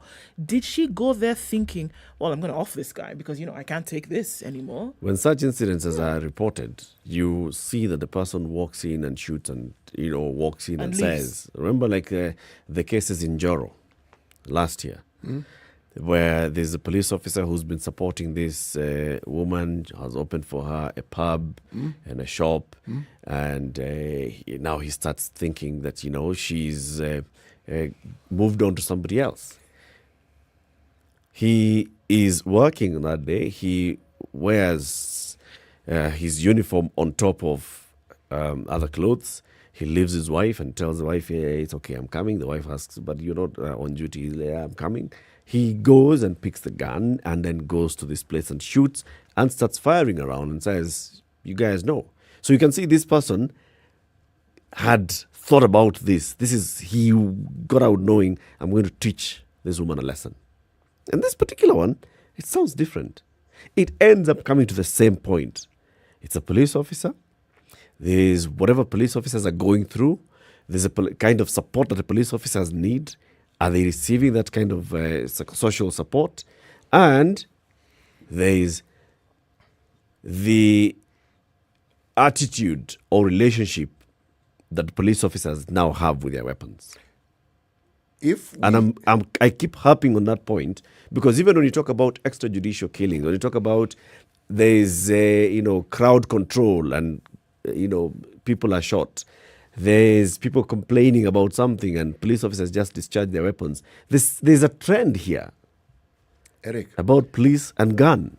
Trigger happy? If we just pause for a second and look at some of the cases that we have read, talked about, and which did not involve police officers. A man got his manhood chopped off, okay? Somebody else burnt with some hot oil or water, whatever it is. Yep. Okay? A man cuts off parts of his wife's body. If you look at all these cases, you'll find that each of them has something distinct about them. And you realize the uniqueness of it. But there is a commonality in all these things. With the exception of, remember that gentleman from Ukambani who he amputated parts of his wife's body. Yeah. Okay? Yep. And from the reports and the way it was written, that he didn't even seem to be remorseful about it. No. That one, you take that case and put it aside because you're dealing with somebody who's clearly mentally ill. Just park it. But the other cases, you ask yourself, what is it that brought about a situation where this woman decided to cut off this man's manhood? What is it that brought it about? Because it's not as though they started living today and the following day there's an accident. No. No. There's Somebody a history. you know very well. Yes, there's a history. I am talking about situations where someone premeditates but doesn't act on it. Why I use the word trigger was they have had their fill of these problems. And I've mentioned those cases because these people didn't have guns at their disposal. But if they had had guns at their disposal, there's a likelihood, and they knew how to use it, there's a likelihood they would have used the guns. Yeah. So when we talk about the problems of mental health in our society, we focus on the police simply because their duties bring to bear, just the functions of their daily duties bring to bear levels of anxieties and pressures that the rest of the population don't have. Yes. However, because they also have access to guns, the crimes that we hear being committed have to do with someone shooting because they have guns. Yep. If they didn't have guns, we may be telling a different story. Or if they didn't have the ease with which they can have access to guns. The big question here is, though, then that what needs to happen? Because here we are, and we can harp on, the terrible situations that are occurring. Look, this happens to be a story that has grabbed column inches because it was, another one. But yesterday there was one. Last week there were others. There were others. On a single day, you can find more of this. They not necessarily be in the police service, but there are those who are killing spouses, killing partners, and then killing themselves. There are those who are murdering their children because they cannot exist in this life with how difficult it is, right? The situation that we are dealing with right now is actually, we're not dealing with it. The situation that we are in right now is very bad. It is really, really bad. That the recourse that individuals will take to get out of a problem is by taking their lives. Or taking somebody else's life. And taking somebody else's life. Taking the lives of children, as innocent as they are. Because you can't see yourself existing in a space that you're not able to provide for them. You can't see yourself existing in a space whereby you were in a relationship with somebody and decided to then start a relationship with somebody else. And you are not able to deal with that. And we still expect that individuals will be functioning members of society to be able to discharge their duties in whatever capacity they've been called on to do so. It cannot happen. And I'm telling you, the things that we see on a macro level, look at the micro to find the source of the problem. If you have a dysfunctional basic unit of society, which is the individual, that person is not functioning at their optimum. Do not in any way, shape or form expect that you will see an umbrella proper functioning society. It will not happen. After all, what is disease? Disease is dis-ease. It's the lack of ease. It's the lack of a situation whereby things are conducive for you to operate. That's what we're looking at. We're not looking at anything differently. Now, if you see that there's a pandemic of this nature and you choose not to do about it, my friend, prepare for the worst. Hunker down and prepare for the storm, because this is a mess. We keep talking about the bizarre and nasty consequence that ends in death. What about violence? You see, when something becomes common in society, what you then do is you've introduced ease into it, meaning it now becomes normal. Yes, you have now begun to make it normal. Case in point, look at our younger citizens of this country and the burning of schools. Call it copycatting, call it what you want, but it's an expression that we have seen, and it has ended up in schools being burnt, people losing their lives. What about the cases you read on a daily basis and you hear of violence in families, violence in where a problem arises? It isn't dialogue that is sought first. It is violence. Now, you're right, Ndu. So we've talked about mental health as a country for time, and we've even had, a task force established by the CS for Health that has produced a report that has said, in fact, one of the things that you ought to do is declare this a national disaster, a national emergency, so that you can dedicate resources towards this. Some of those resources have begun being rolled out, and this is like relocating Madari Mental Hospital to another location and making it a bigger national referral hospital. Talked about creating referral facilities in every county, but not moving, just like we see in the government. How about we just, blow this issue again for the government to hear it, for CS Muthui Kagwe to hear, as you're talking about, you're reforming KEMSA and all the other things that you're doing at the Ministry of Health. There's a matter here that is about life and death, and it's a direct life and death of human beings, because it's getting to a point where people are taking their own lives and taking the lives of other innocent people with them because of their mental health situation. What are we doing to address this? Want you to call in 0719-012-600. How about we just share incidences or cases that you've heard, and also how can we get this resolved? What are the challenges that people are going through in terms of even accessing that support? Like we talked about it. Is it so easy for you to, so you're feeling kind of low, you're feeling some type of way. Who do you reach out to? Is there any information like that? Right. Where do you go? Who do you go to? Dial a doctor. Who? You know, one of the things that is often blamed, fingers pointed at, is the breakdown of what we'll call basic cultural norms about the family setup. Yes. Because the family setup was also a support system. Yep.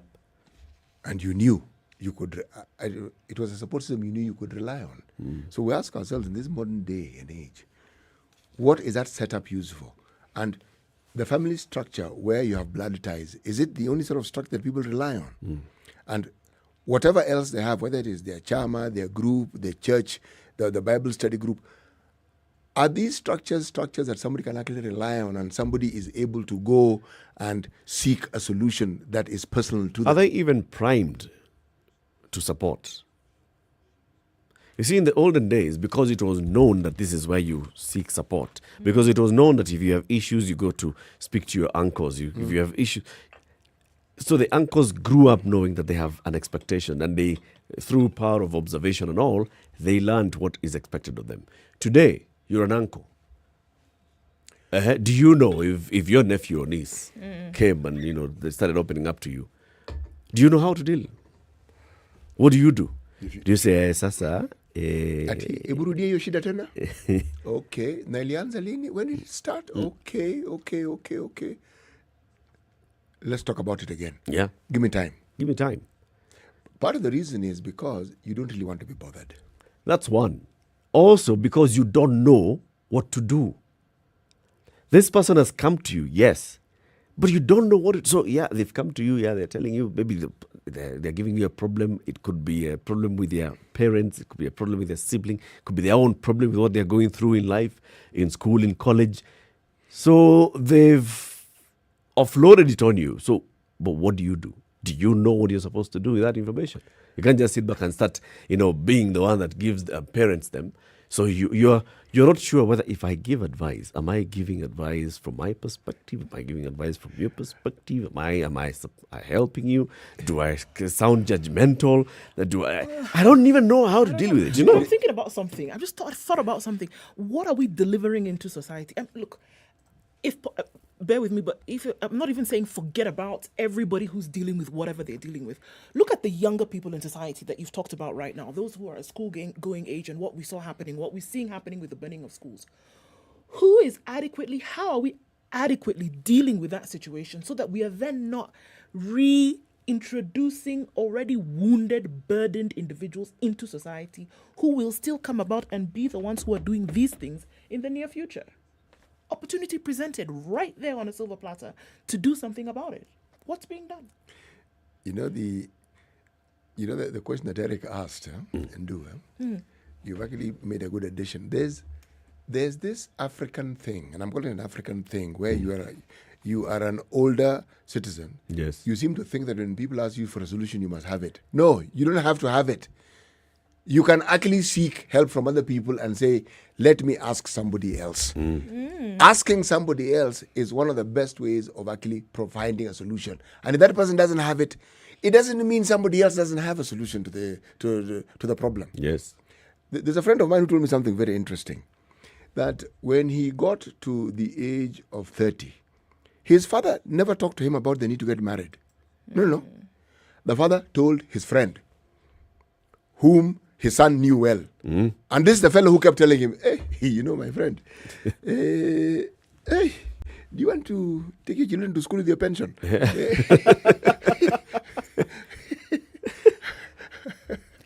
As opposed to getting older, son. This was his father's friend, and he knew this was his father's friend. So the father didn't bring it up, didn't push the issue. Father used proxies. Yes, because he knew my son relates quite well to this friend of mine. Yep. And sees him as an uncle, just a friend. Yep. But he could send the message. Now, in this day and age, what do you tell somebody? Why don't you Google search that problem? And come and tell me what Google has said. No. It's the human touch and the human context. And what we refer to as the alienation. There are very few things that human beings respond negatively to than feeling of alienation or feeling rejected. Human beings respond really badly to it. To being rejected? Yeah, they respond really badly to it. Or if they feel they don't fit in. Now, unfortunately, that is the one constant that modern society provides. It provides you with an opportunity to feel alienated. Yes. Ostracized. Meaning, this thinking that you can't find a solution in going to someone to talk about the problem. You're already alienated. And so you are here with your problem, which you know very well you can't resolve. Yeah. Now, how much anxiety do you think that problem poses? A lot. Let's take this break. Time for us to take a look at the weather and then the traffic. Good morning. This is Kenya's biggest conversation, The Situation Room on SpiceFM and online. This is The Situation Room, the only way to start your day. Spice up your life. Classic soul, R&B, smooth jazz, neo soul, and nostalgic ballads. Make some noise. Yeah! You're listening to Spice FM. Bro, na si watu wamejenga manyumba hii area. Kwanza angalia ile. Are you seeing that roof? That color? Sio ni nyumba mpya. That's not a new house, bro. That's a Covermax roof. Covermax? Covermax. It's more than just a roof. It's color that lasts. Ukiweka, umeweka. So whose new house is that anyway? Really nice. Niangu. How's that possible? Good choice from me. Covermax didn't let me down. It's good to have a long-lasting roof when you have a family, you know? Covermax roofing sheets with advanced color coating technology. A quality product from Mabati Rolling Mills.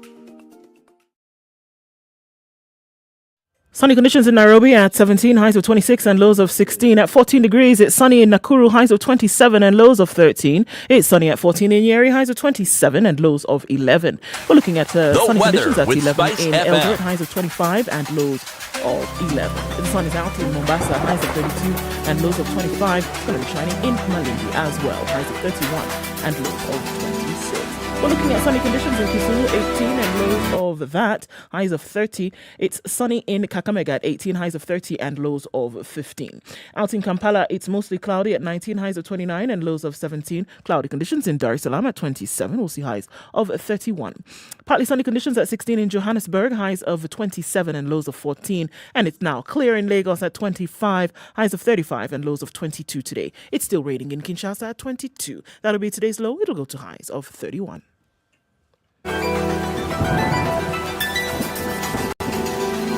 Spice FM. It's getting hot in here. Oh, everybody steals. It's better a thief who brings something small back. And I say to myself, there's no better thief. A thief is a thief, period. All those bribes, how much they're getting per year, how much inconvenience they're causing. As much as you call it a small case, it's worth it to be convicted. The truth is, we are a tribal nation. Because if we were not tribal, and I want to go back to this, you cannot continue walking around with a mug which is clean outside and it's rotten inside. We have become a Fuliza country. We have mortgaged our country because of debt. You've got one chef working and the assistant chef wakati anatakikana koroge unga nini hayuko. This is the Situation Room, the only way to start your day. All right, it's hot and heavy on Mombasa Road this morning, and we're looking at in- and outbound traffic. It's coming off of the SGR just passed. There is a bit of a problem there that started really early this morning. That construction that is taking place will slow things down a bit, but nothing too crazy. Right now, Imara Daima also at that section where around General Motors, that overpass situation is now finally being sorted. So that's going to cause some traffic for a couple of days. Watch out for that. There's a bit of a hold up on the southern bypass, but not too sticky. Langata Road is where the action is for now, as well as Ngong Road, getting into the city via Uhuru Highway. Then you're going to get to the Thika Superhighway where traffic is bumper to bumper, all jam here and no butter. Also on Kiambu Road, we're going way past the DCI headquarters today with traffic, in and outbound traffic on Limuru Road. Everywhere concerning Westlands and the city centre and Parklands is an absolute go slow. So, shall we be patient? Let's do that. Are you stuck somewhere? Are you looking for an alternate route, or have you found one? Talk to us on SpiceFM KE on Twitter. Text 40127.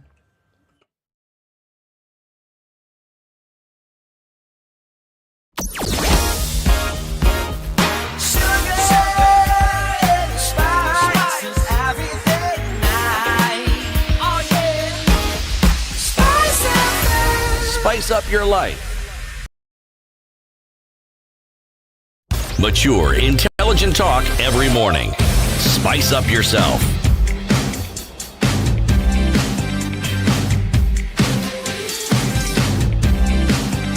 Mornings done 13 right. to 8. This is today's biggest conversation. It continues right here on Spice FM and online, Spice FM KE, YouTube, Facebook and Twitter, 0719-012-600.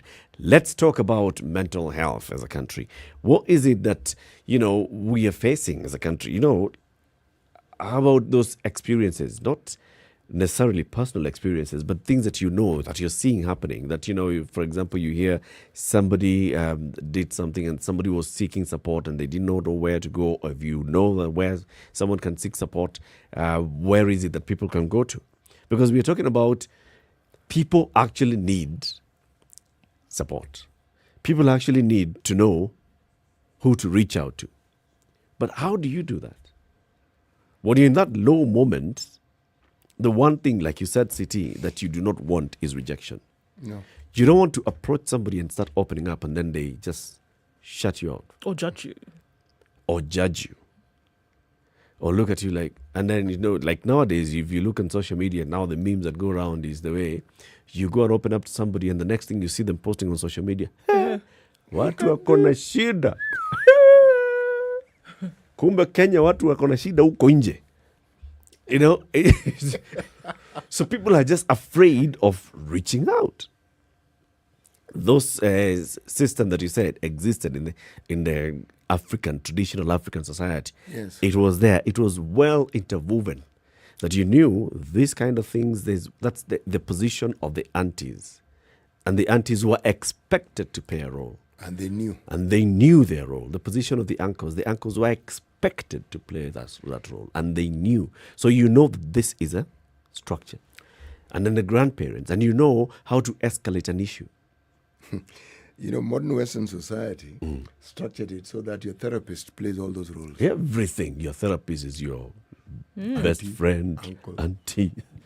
Yeah, but think about it. If you look at the Western society today, what is it? You say, okay, well, I have a couple of things to do this week. I've got to pick up my groceries and I have an appointment with my therapist. It's a thing that I go to the gym, I have an appointment with my therapist, I'm going to pick up the kids from school.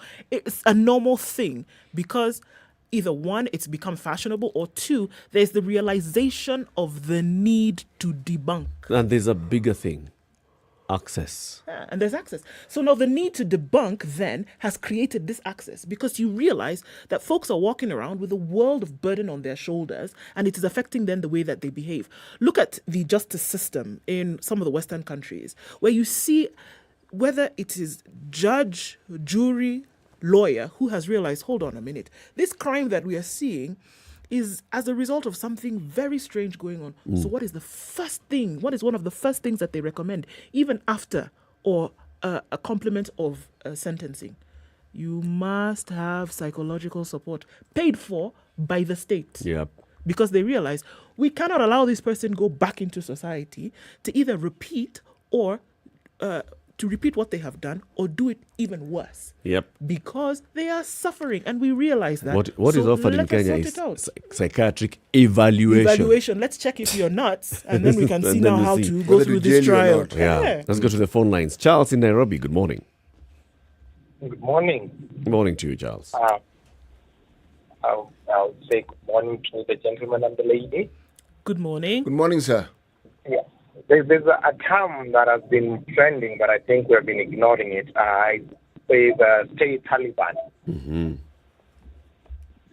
So, as the gentleman, there's the aspect of negative masculinity. Mm-hmm. And for the ladies, I think there's a term that says, I'm leaving whether they are there or not. Charles, because we are on speakerphone, the sound quality is not so good. If you could kindly just remove it from speakerphone. Let me take it out of speaker. Sorry about that. So what happens is people are actually afraid to speak out what they're going through. Mm-hmm. And they feel like, I personally have my own issues, so hello? Yeah. Yes.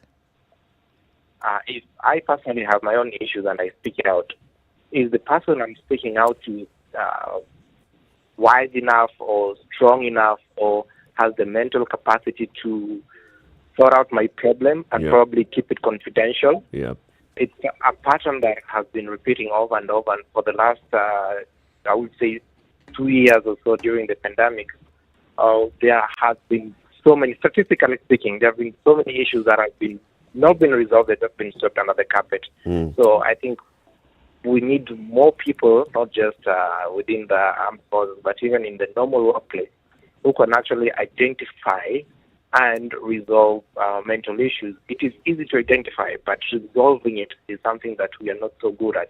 And I don't think if we have enough personnel to actually sit people down and say, hey, you could be going through this, and this is what you need to resolve it. I think that is part of our biggest challenge. That's very true. Thank you very much, Charles, for your contribution. Nyawera, good morning.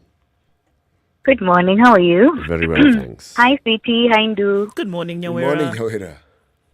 Now, there's a question that Latiff asked. What can be done in this situation? Not just about the cops, but about mental health in the country. The first thing I think we need to start with is normalizing therapy and normalizing seeking professional help. And professional help, you know, the middle class in this country has sort of gotten the hang of it.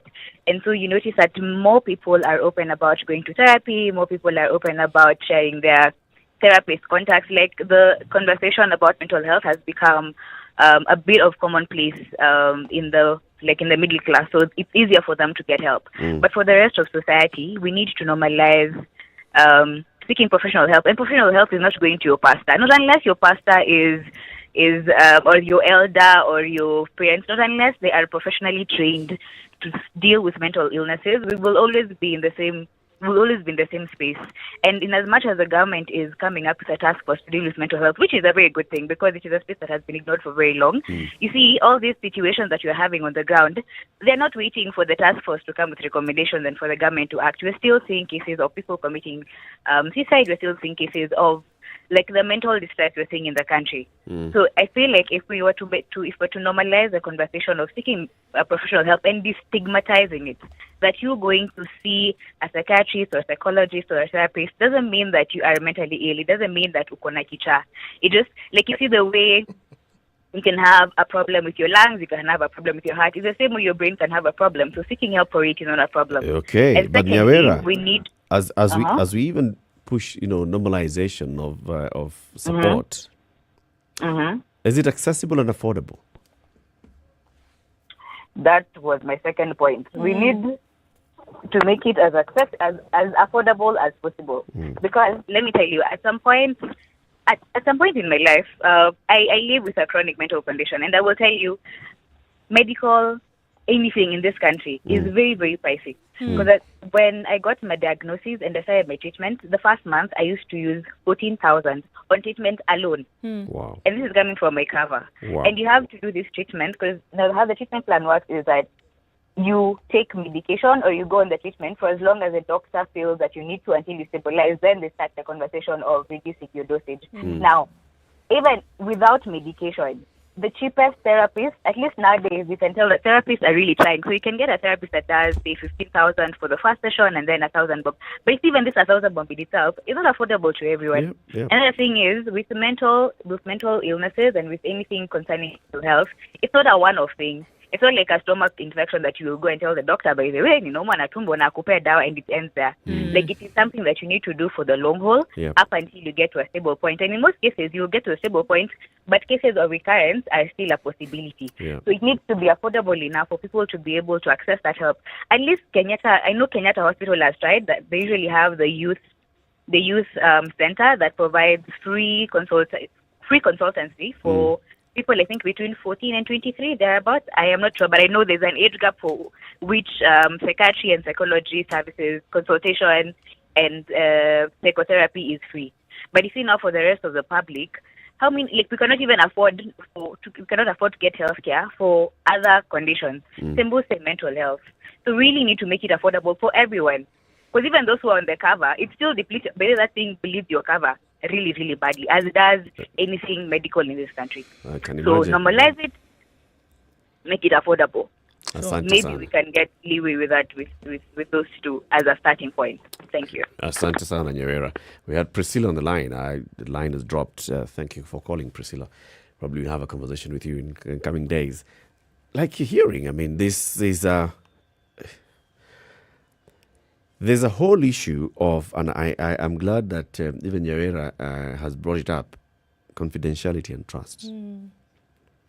And even as Charles was saying, that whole issue of stay Taliban is, it's a catchphrase now. It's just stay strong.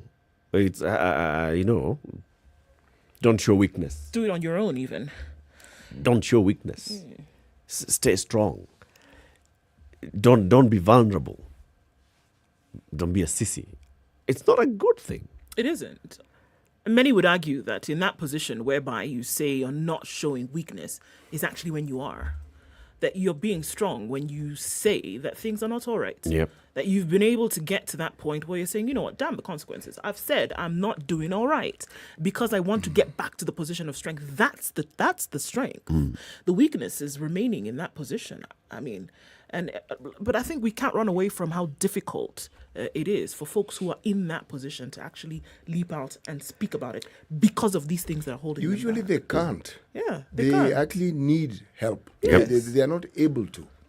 This is why the phrases that we hear today of, just rip the Band-Aid off, of cold turkey, because you realize that on their own, this individual is not going to be able to do it. So they need the help. This is why we are seeing the thing, because if we make the connection, this is why we are seeing the things that we are seeing in the country. This is why they're reporting on a daily basis the stories that we see of people taking their lives and taking the lives of others, that children are dying, that people are not operating at their maximum, at their optimum, because there's something wrong and something must be done. We know for sure that the CS for Health, Muthui Kagwe, listens to this show, and we hope that it's one of those mornings that he's been able to listen and hear some of the feedback that's also coming in. CS, we've got to do something urgently about mental health. You've got to look at how to roll out programs that support and help people who need help and support to come out. Even like Nyerera was saying, I mean, it's expensive. It's expensive to access this support. There are very many barriers, even aside from financial, there are very many other barriers. We need to break down all these barriers and make it possible. When we normalize seeking help, we normalize speaking about issues, we normalize dealing with mental health and make it as easy as possible.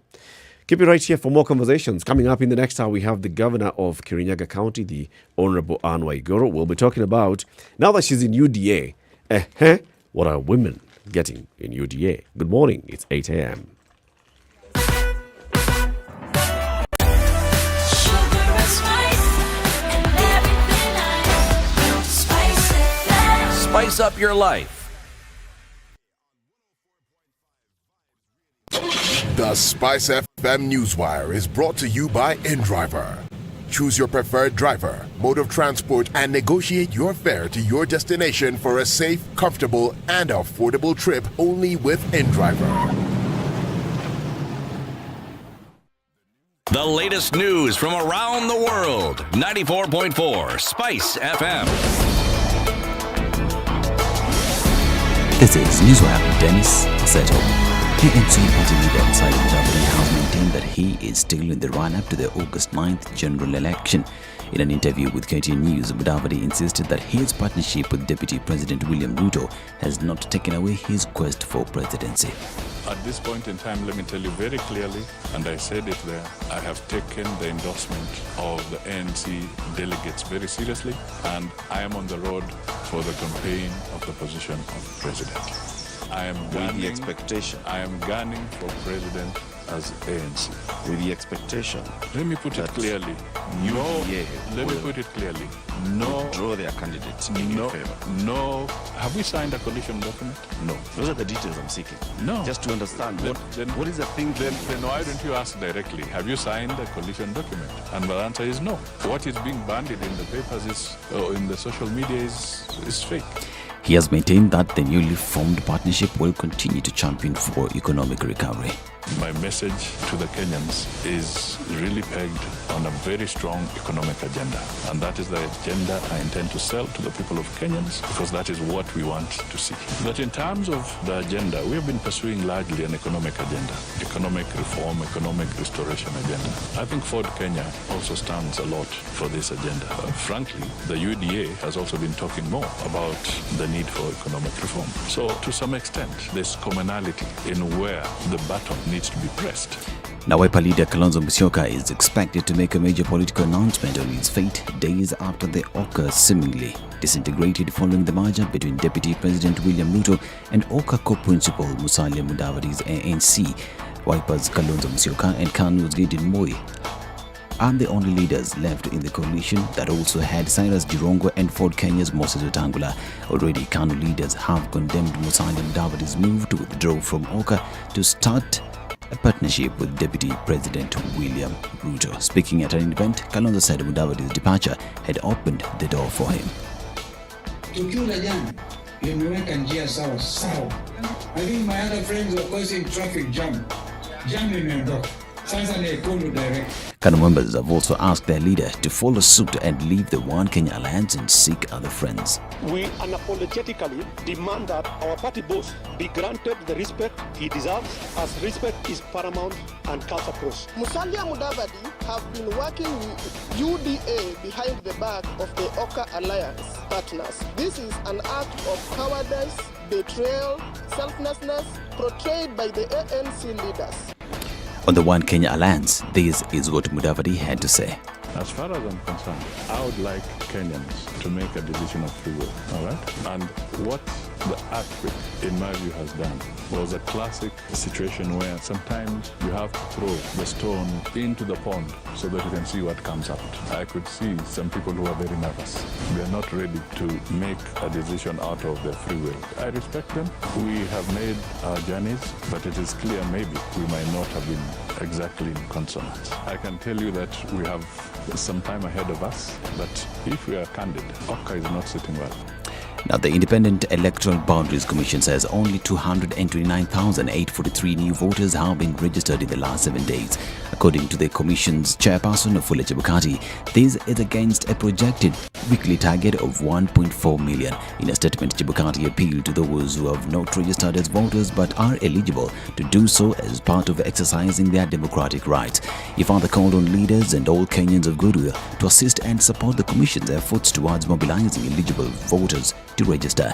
He stated that the exercise of registering citizens residing outside the country managed to register 163 new voters, as well as 184 requests for transfer and 136 applications for change of particulars. Interior Cabinet Secretary Fred Matiang'i has said security agencies will step up security presence in some parts of the country in readiness for the August 9th general elections. Matiang'i stated that the security agencies had commenced monthly review meetings on the state of security in the country to ensure the upcoming elections are conducted peacefully. Matiang'i called on political leaders and Kenyans to exercise restraint while politicking, even as he said the country was largely peaceful except for a few incidences of terrorism and banditry in some counties. And police in Makueni are investigating an incident in which a Catholic priest was found dead in a lodging in what is suspected to be suicide. According to Makueni police boss Timothy Maina, the priest booked a room at a lodging in Kilala Market, after which he bought a bottle of wine. Police say the hotel management called them at around 7 p.m. after they became suspicious since the priest never came out of the room or order for food. It is after this alert when officers visited the scene and found the priest lying on the bed with no physical injuries. This is Newswire. I'm Dennis Aseto. Good morning.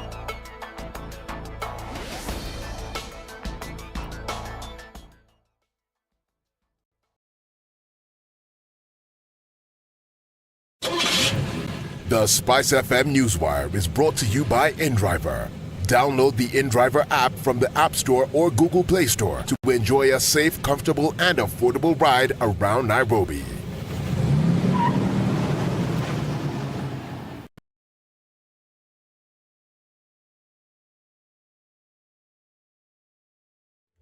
All right, a few minutes after 8 o'clock, what do we have? Quite a lot of traffic on Uhuru Highway this morning, and it's getting in and out of the city centre and moving quite slowly, as well as on Gong Road, coming out of the whole Westlands area, in and outbound traffic. Thika Superhighway, that has not let up any time. Kiambu Road as well, quite a mess. Limuru, that whole Parklands area, quite messy this morning. Outer Ring looking pretty good. There's an option for you to get into the city coming off Mombasa Road without too much of a problem. Jogo Road started early and it's still doing the thing in industrial area. Okay, Southern Bypass looking good. There's an option off of Mombasa Road, which incidentally around Imaratima is an absolute mess. Like we said, jam, and it's moving very slowly this morning. All right, patience, guys. Dollops of it is all we're going to need this morning. Talk to us on SpiceFM KE on Twitter. Text 40127. Let's try as much as possible to keep things moving this morning.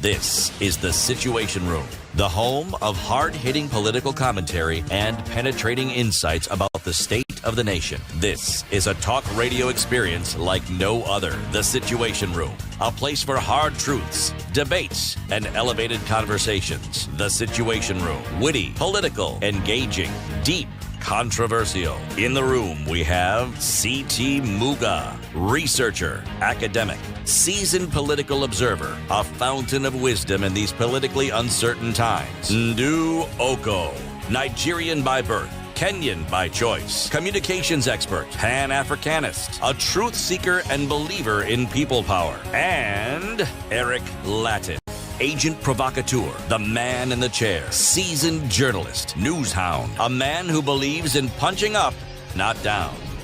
This Good morning. is The Situation Room. Happy Tuesday, the only way day to of January 2022, 8 minutes after 8, live on SpiceFM, online, SpiceFM KE on Facebook and YouTube, and also live on KTN Home for the next 1 hour. This is The Situation Room. It's Kenya's biggest conversation. We have a guest in the studio. Before we introduce her, let's hear the day's proverb, CT. Jino la pembe si dawa ya pengo. Jino la pembe si dawa ya pengo. Yes. An ivory tooth is no cure for a lost tooth. Okay. Cure being the operative word here. Yes.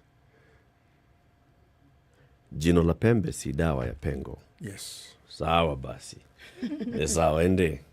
Sijaelewa lakini tutaendelea tu. Well, that is the beauty of proverb, is it not? Yes. You don't have to understand it in the first go, nor the second. In fact, you don't have to understand it at all. You can just float. Float and ask questions. Live and let live. Sound deep. Let's ask our guest. Her Excellency Anne Waiguru, the Governor of Kirinyaga County. Good morning. Morning, Eric. Good to have you in the Situation Room, finally. Thank you. Thank you for having me. I'm glad to be here. Yeah, the last time we had a conversation with you was virtual conversation. And at the moment you were telling us, you are listening to the ground. And we asked you directly, are you going to make a move to UDA? And you said, I'm listening to the ground, A short moment later, we saw you in Karen, and you had joined UDA. And you were smiling and you looked happy. What had the ground told you? The ground told me to go to UDA. That's what the ground told me. The ground here, we're referring to the electorate. I listened because listening means you want to hear the view of the people who are going to vote for you, mostly, and even the region, even if they're not voting for you, And what happened is that if you go to Mount Kenya region, even before you speak, they are very clear that the party is UDA and their presidential candidate is William Samoei Ruto. It's just a fact. Anyone who tells you otherwise is in denial. Go to the markets, just ask around.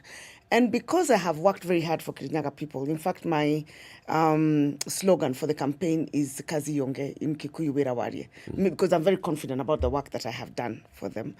They told me you have worked, but if you continue in the direction you are, we will not elect you. We will elect according to the party. So I had to respect the wishes of the electorate because, bottom line, they're the ones who employ us. And they determine, to a large extent, the vehicle that they think that you should be in. And they had their reasons for that. What does that do for your previously held beliefs, Governor?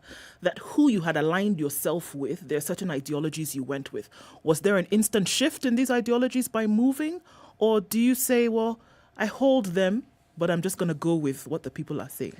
I've said again, and I think I even said it in the last show, there's no significant ideology in our political parties, really. In my view. All of them are seeking to achieve the same agenda. I think the only difference is who is the leader and whether you can trust that leader. And at the time I was in Jubilee, we were all in Jubilee. Even the current deputy president is in Jubilee, and still is actually, in technical terms, on paper.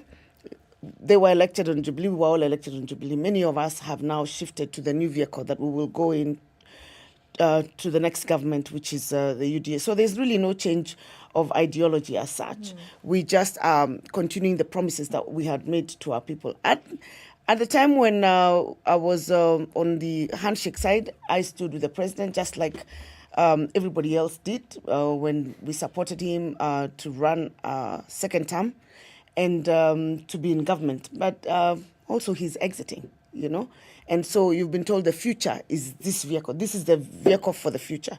And you get into that vehicle. So it's not so much about a change in ideologies. In fact, in my belief, the person who would be best to continue the legacy that is there right now in Jubilee, especially in terms of development and the Big Four, is the current deputy president because he has been inside. So the only thing that's changing is the bus. Is the bus and the color. Yeah, and the color. Right, there's red and now it's a whole yellow and brigade. The driver. And the driver. And the driver. Yeah. Well, so the navigator now becomes the driver of that bus. Yes. And who's better to drive the bus than the person who has been there navigating? Yeah, they have the experience. Governor, since you joined UDA, you've been going around the country. You've been exuding this newfound level of, can you say, is it confidence? Is it happiness? Are you just being boisterous? Is it because of the kind of position that you hold within the UDA circles? Are you in the inner circle of UDA? Let me say, I think I'm happier. It's always easier, first of all, to be, when you're in politics, to be confident that you have the support base, right? First, being in UDA by itself just releases a lot of pressure from my head. Gives you a leg up. Yeah, because before that we were going upstream. You're going against the tide. So it's very difficult. It's always frustrating. So that's one. But two, I feel a lot freer. I mean, a lot happier. And maybe it's because, let me put it in quotes, we are not in government, so to speak. We are like You're the opposition in we government. are like the opposition right now. And on the other side, we're in government. There are too many centers of power. And so the different people pulling in different directions. You were supposed to be going this way, but this one has an agenda with their troops going that way. There's another one, and they're all seemingly powerful people. It gets very frustrating. You know, someone goes on TV, says something and takes your party in another direction. Another one comes and says the other thing. Then you're trying to, let's say, for example, like on the BBI, we couldn't even agree on basic things sometimes, you know? Even just where are you going to go? Who is going to handle the secretariat? These people are handling the secretariat, but there's somebody else controlling the decisions in another place who doesn't hold the title of. It was quite frustrating, to be very honest. And I'm very glad to be out of there. It was like putting, you know, a heavy load that was on my shoulders down. You used to feel caged. I think so, and very restricted. And very restricted in what you think or what you say? Everything. You know, everything has to be measured. If you remember, we couldn't even say for a very long time that there is a problem, you know, with the party. For a long time, we kept pretending that everything was okay, and we knew it wasn't.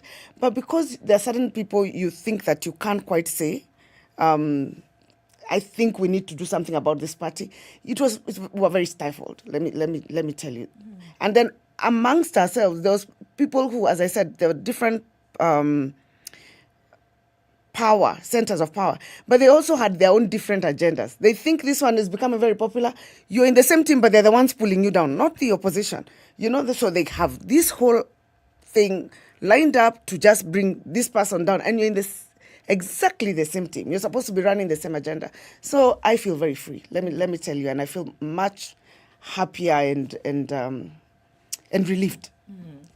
Happy to be new. This new freedom and happiness that you speak of now, Governor, how do you think it's going to help you to fulfill whatever development agenda? Because the assumption is, and I guess you can go ahead and say it then, that you will be seeking a second term as the governor of Kirinyaga County, right? So how do you think it's going to help you do anything differently? How do you think it's going to help you then you know, push forth the agenda that you have? Yes, I'm going for a second term. I'm working at it very hard. And I think it will help me. If you remember, for example, I had a very difficult time in my second year when they ran this issue of the health sector. You know, that thing was political, and it was political that's what I mean, from somebody who was inside our side, who was fighting me. My impeachment was being pushed by someone on the same side that I was, not from this other side of the opposition. And they're the ones who are financing, they were the ones who are pushing for it, they're getting all the negative media coverages and all that from your own side. So how will this help me being on this side? First of all, let me say that the deputy president is a very hands-on person. I'm sure you've seen that.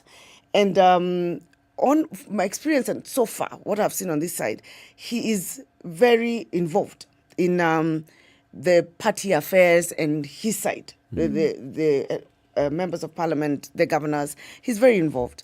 And I do not see something like that happening on his side, because he would not just be sitting there watching somebody pulling down a strong member of his team. And I've watched him, you know, if something like that, he will actually text you and say, wachana na hiyo mambo tafadhali. You know, he's hands-on, he's there. And I feel confident that when we're in the UDA government, and I am on my second term, if something like that was to arise, I think there's a place I could go and I would find help. You know, and find help before it gets out of hand. You know, in the beginning, what really is the issue? Why are you fighting your sister or your brother? Because you're supposed to be... You could get help. Yeah, we're supposed to be Are you comparing the this... So we're comparing this to before you jumped ship and what was happening. Are we also able to compare it to when you were serving as a cabinet secretary? Because even then, when you were cabinet secretary, I mean, you faced quite a lot of... can I just call them arrows and bows and I mean, everything was just being thrown at you. Were you getting the support that you should have gotten, or are you saying that even then you were not feeling the support, or you were feeling like the fight is coming from inside? I think the time I was in cabinet was different because that fight was coming from the opposition mostly, driven by the people who are on the outside for whatever political interests they had. And usually you can accept it if the fight is coming from the opposition because that is expected. I think what I'm talking about is when the fight is internal. That is usually the one that is very difficult. You expect opposition to pull you down. You expect them to not say anything that you've done or recognize anything good that you have done because that is why they are called the opposition. They oppose almost everything that you do. That is expected. So I think I'm talking now as a politician. And by the way, then I was so naive. I sat there and listened. No, I wouldn't take it sitting, by the way. You would throw a missile, I will be right back at you. Exactly. Then I couldn't even talk back really to the then... politicians. Yeah, politicians. They would say whatever it is. And because I was a cabinet secretary and a technocrat, you're told it's okay, the politicians will handle it. But I've learned in this thing, the only person who can handle your stuff is yourself. And now that I'm a politician, you throw a barb, I will respond with equal, if not more, force. And then now they are a bit more contained. People won't just wake up and throw around things without proof. Then we were being nice technocrats. And now there's a little bit of respect. Yeah, and I think that's also it. They respect you because you've earned a seat. Then they thought, token, you have a huge ministry. What did you do to deserve it? And they came up with all manner of theories as to why. But yeah, so it's a very different ballgame now, I think. One of the things that somebody who was sitting on that seat brought up, it was an interesting perspective. Richard Onyonka, Honorable Richard Onyonka. And it was the subject and the topic of the gender balance within our political sphere. Now that you're in UDA, is it possible for you to tell us what it is that UDA has done, hopes to do in support of more female participation at all levels of the political sphere in this country? I'm glad you asked that because one of the things that I have really, really been pushing in the country, even in my political career, is to see more women in positions of leadership, and especially political leadership. I think we're doing very well in the judiciary, and we're doing very well in the government generally. We're hitting 30-40%, but in the political sphere, we're not doing very well. And UDA, I must say, if you look at even just the people that are around the deputy president, you will see a significant number of women leaders. You just see them, and they're there in front. If you look at the women running, for example, for governor seats, we are guaranteed from UDA at least 7 women governors. 7. We were just looking at their numbers this week in terms of how they are rating in polls. I said at least 7. The candidates are about 10, but at least 7 will be women governors from the UDA party. And they're doing well. How is UDA doing that? First of all, they've encouraged them to stand. That is something very bold for a party to do. Then they have supported them. When a woman is a UDA candidate, let's say for governor, when we come to your region, you're given the prominence that you deserve. You are actually campaigned for deliberately by the team, not just the deputy president.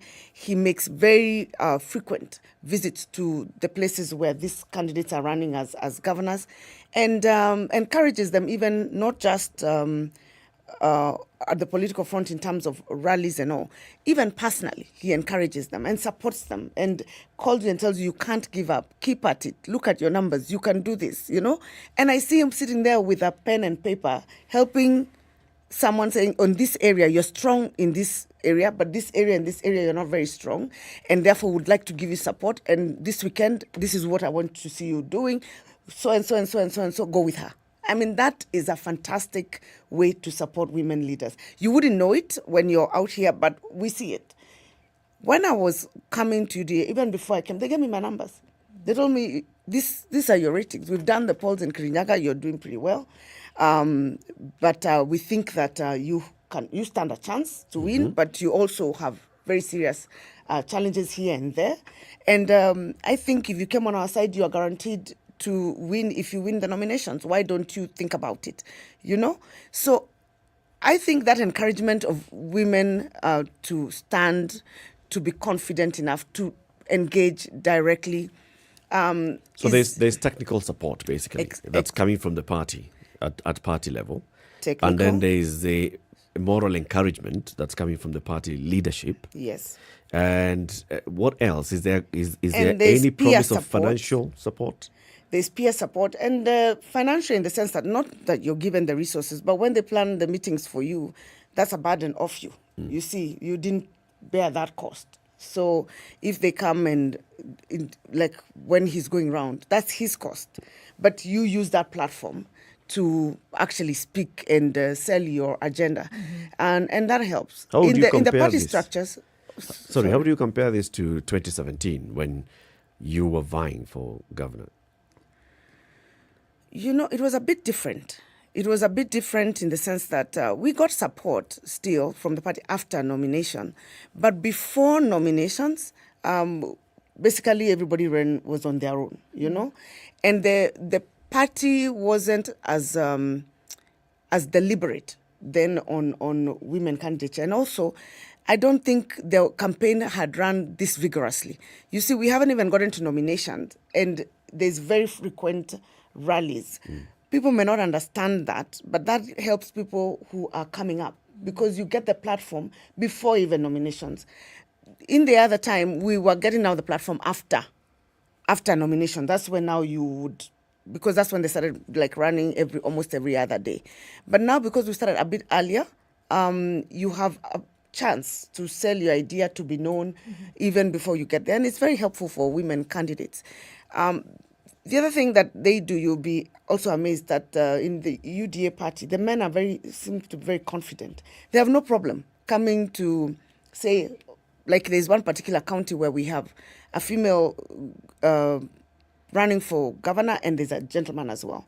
You should see the way they handle themselves and the way they work together even when we are out there. It's amazing, the support. There's no that insecurity that comes that this is a very strong woman. We have a way, especially some of us who are very strong personalities, to sort of kind of, maybe, I don't know whether intimidate or some people feel that they need to pull you down. Yeah. But there isn't that. There's a lot of very strong men who are very confident in themselves and okay to compete on a level ground with women and encourage. So I think that helps as well. When you say women are encouraged, I like the term encouraged. Are they being encouraged to compete with men in their own parties at this nomination stage? Are they being encouraged to participate in the process, perhaps with the hope that they could get nominated? Are they being encouraged just so that the voice of women can be heard where previously it wasn't being heard, so people can know that women are just as capable as men in conducting campaigns and so forth? What exactly are they being encouraged to do? I think they're being encouraged on all fronts. They're encouraged because the party leadership believes on the issue of gender equality. They're encouraged because the party recognizes that you cannot lead with only one section of society. And I think also to demonstrate for future that women can lead and to encourage others to come along, the best way to do that is to encourage the ones who have shown an interest and support them so that if they win or when they win, there'll be another 10, 15 next time who have been sitting there knowing they can serve this country, but they haven't gotten out because they're scared, maybe. They think the political terrain is very rough, or they think they don't have enough resources. Many people ask, how do you do it when you don't have the resources? Or can't bear the fights, and the insults that come with sometimes this job. So I think the party is deliberate on that. The second thing is that we have a women's league in the party, and I think they will be working very, very hard to ensure that we increase the membership, the women membership in the party across the board, not just the people who are vying, but also the members, those people who say, I'm a member of UDA. Yeah. Let's take a break at this point. It's 8:30. This is Kenya's biggest conversation, The Situation Room. We are live on SpiceFM. We are live streaming the show on YouTube and Facebook. And we're also live on KTN Home. Our guest this morning is the governor of Kirinyaga County, Excellency Anne Waiguru. We are talking about the place of women in the Ruto campaign. She's just been telling us about the support that the women candidates have been getting, especially at the gubernatorial level. We'll delve further into that because this is one of the things that this country has failed to do. And this is at least even just achieve the constitutional requirement for gender balance and in terms of positions of elected leadership and in appointments. We'll continue with this conversation right after this break. Good morning. This is The Situation Room, the only way to start your day. Spice up your life. This nation has never healed genuinely from the 2008 violence.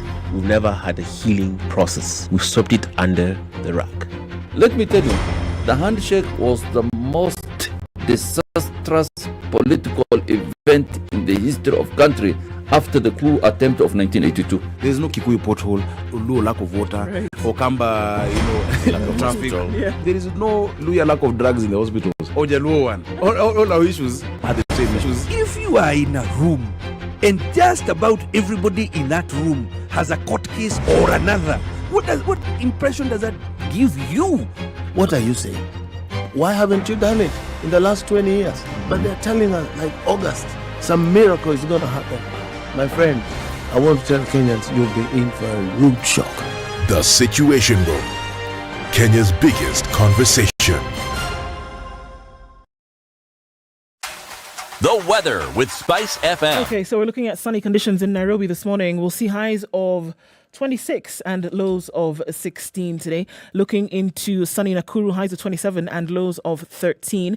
Nyeri, sunny at 16, highs of 27 and lows of 11, while Eldoret, sunny at 13. We'll go to highs of 25 and lows of 12. It's partly sunny at 27 in Mombasa, highs of 32, while in Malindi, 28 degrees and mostly cloudy, highs of 31 and lows of 26. It's sunny in Kisumu at 21, highs of 30 and lows of 18, while in Kakamega, it's sunny at 20, highs of 30 and lows of 15. Kampala is sunny at 22, highs of 29 and lows of 17, and partly sunny conditions in Dar es Salaam. We'll see highs of 31 and lows of 27.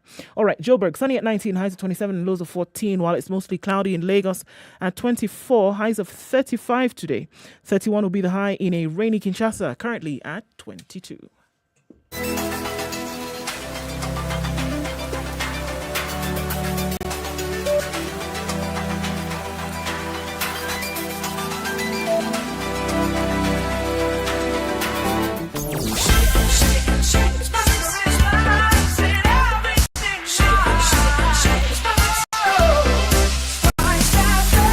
Spice up your life. All right, so we've got traffic on Mombasa Road quite going towards the CBD today. So there's a whole mess all the way from Sabaki, and it's moving very, very slowly. Old Mombasa Road taking off from the service lane today out towards Cabanas, further out towards General Motors and Imara Daima. After that, you're all right until you get to that Bellevue area on Mombasa Road, and then it slows down some. Southern Bypass, there's an option for you to get into the city. The drama still continues on Langata Road this morning. Also coming off Thika Superhighway, much better now, just at the drive-in and going towards the Pangani underpass, and it still continues on Kiambu Road. So that whole mishmash of traffic continues, folks. We're still in traffic hour, hopefully be out in about an hour or so. Till then, let us know what you see. The dregs of that terrible accident that happened this morning on the Thika Superhighway, that should be all right now. The near stampede status at the Athi River train because of that stalled train this morning. So lots of things to be careful about. Talk to us. SpiceFMKE on Twitter. Text 40127.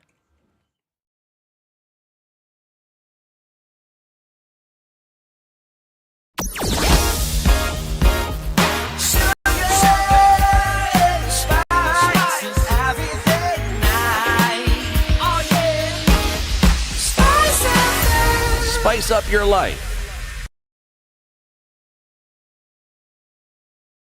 Mature, intelligent talk every morning. Spice up yourself.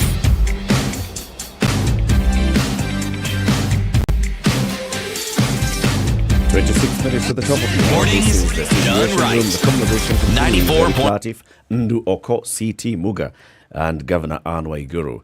Governor, we're talking about the women's role and position and prominence that they're being given in the UDA campaigns. And we're asking you this because, number one, you're a senior member of government. You're a cabinet. You have been a cabinet secretary. You are a governor. You are now in the UDA. So we assume that you're in the inner circle. You're also influencing what's happening, and you'll be able to champion the voice of women in that campaign.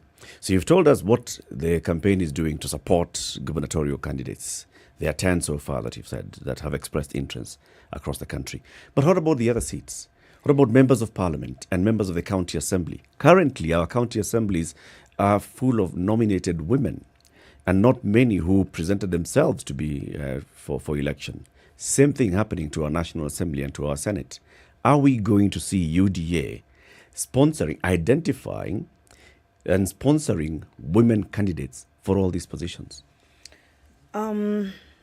Actually, it's really unfortunate that we don't have that many elected members of parliament or members of county assembly across the country, because I believe that there are very many women out there who are qualified, who are interested, but are not in.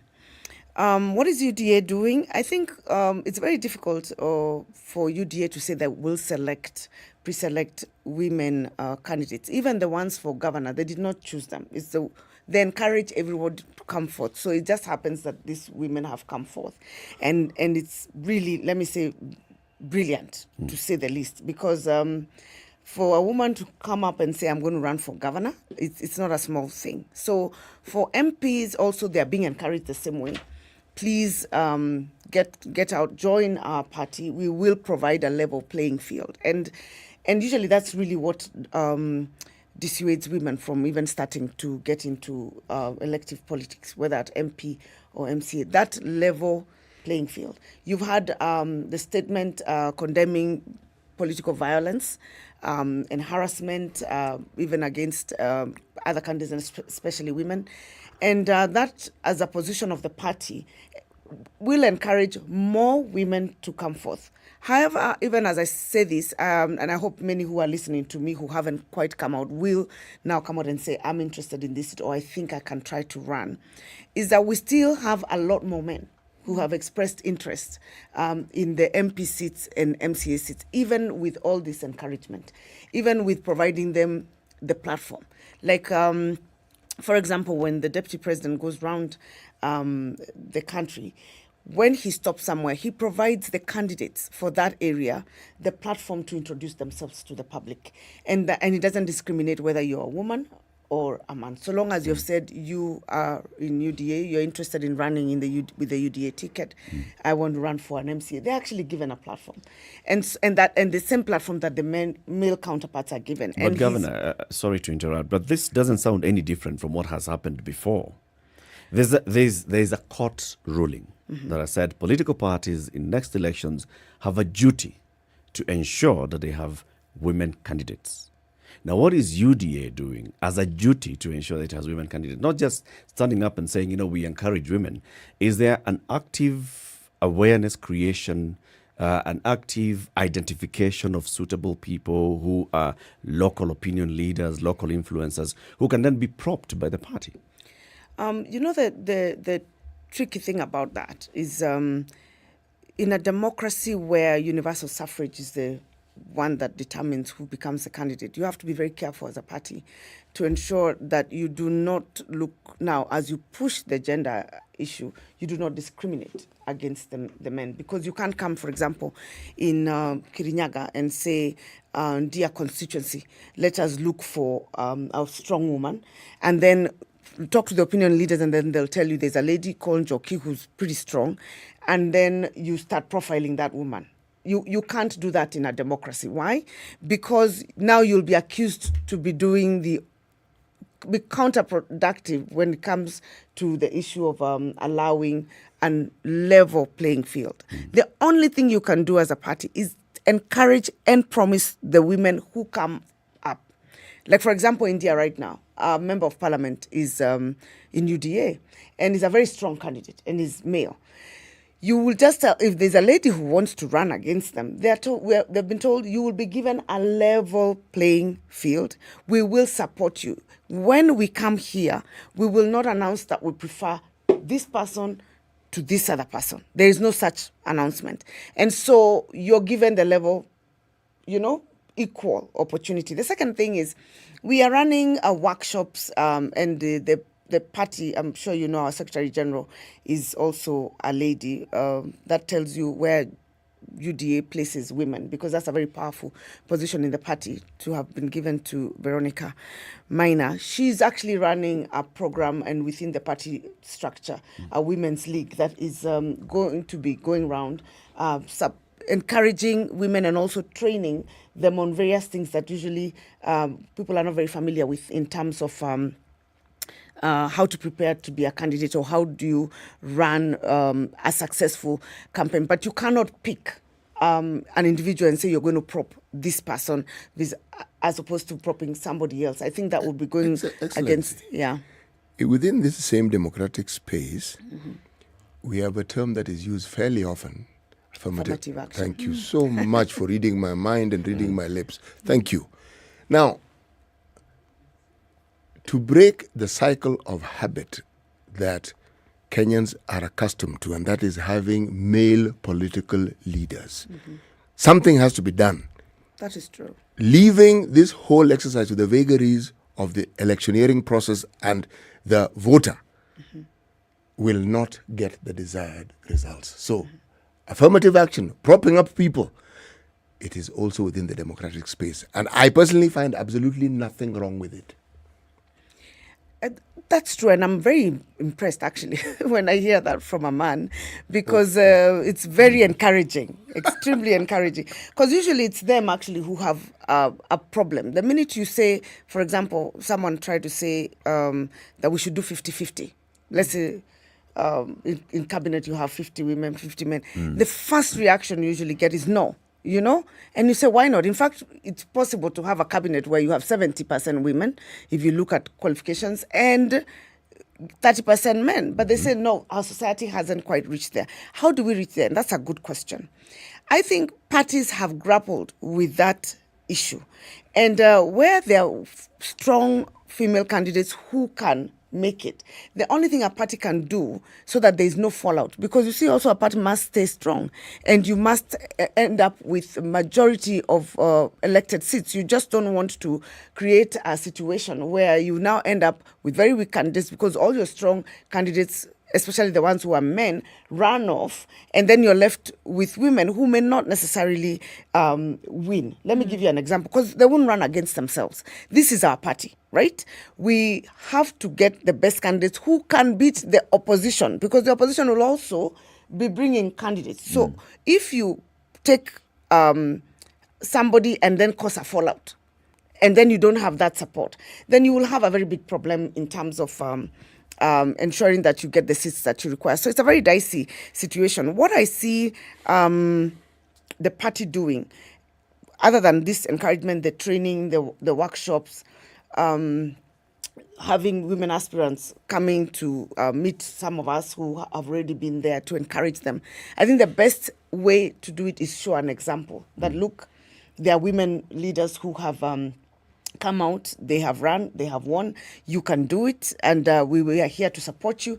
And then when they emerge, you hopefully, with all that support, provide a level playing field so that the strong women candidates win the tickets, because you do not want a weak woman candidate to win the ticket. They will not win the election because there will be an opponent from another party who will come. So you must also bear that in mind. So I think the most important thing for parties to do and a party is to be deliberate, to encourage and assure. And so far, I think we're not doing as good as we should in terms of the numbers we have seen of women who are interested.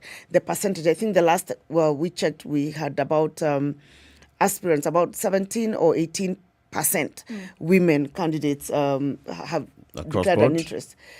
It's not good enough. I was hoping we'd be at about 40, because not everybody who runs wins. Yeah. So that you can now at the end have maybe 30% minimum. Yeah. But we're still encouraging them to come forth and let me say this: if the media helps us, if you help us, talk about this thing out there, encourage women, I think we will have a lot more strong. No, we are women encouraging candidates. the party, just like Sitia said, affirmative action. We are encouraging the party to take more action in bringing out and identifying women who can vie, identifying women who can also then, if right now the law allows a party to nominate people into the county assembly, women into the county assembly, encourage women to come out so that they can be identified by the people. So by the time they're being nominated to the county assembly, people know them. You know, when we talk about affirmative action, Your Excellency, it doesn't just mean that in a competitive setup, you tell the men to step down and look aside and let the women take the phone. No. Everything that we're discussing here seems to be geared towards meeting a need for the coming elections. I had in mind something which is futuristic and something that takes into account a long-term view of how you do these things, so that it's like a football academy where you start training kids from the age of 3 or 4 or 5, so that by the time they're even in their adolescence, they're already very proficient. That's what I was thinking of, because as a party, I would assume if you're here for the long haul, your plan ought to be long-term. In fact, now that you say that, on the long term, if you're talking about long term, this is how it's working, and this is what the party will do. There is the nomination process, When we don't achieve, if we don't achieve the 30% gender rule, every party, like our party, will be expected to provide a list of people who will be nominated, And on that list, we are pushing for a zebra list where you have a male and a female, male, female, in terms of priority. And if we don't achieve 30%, what happens is that you go to that list and nominate the women who are according to the order that you have written until you get 30% before you consider any gentleman, right?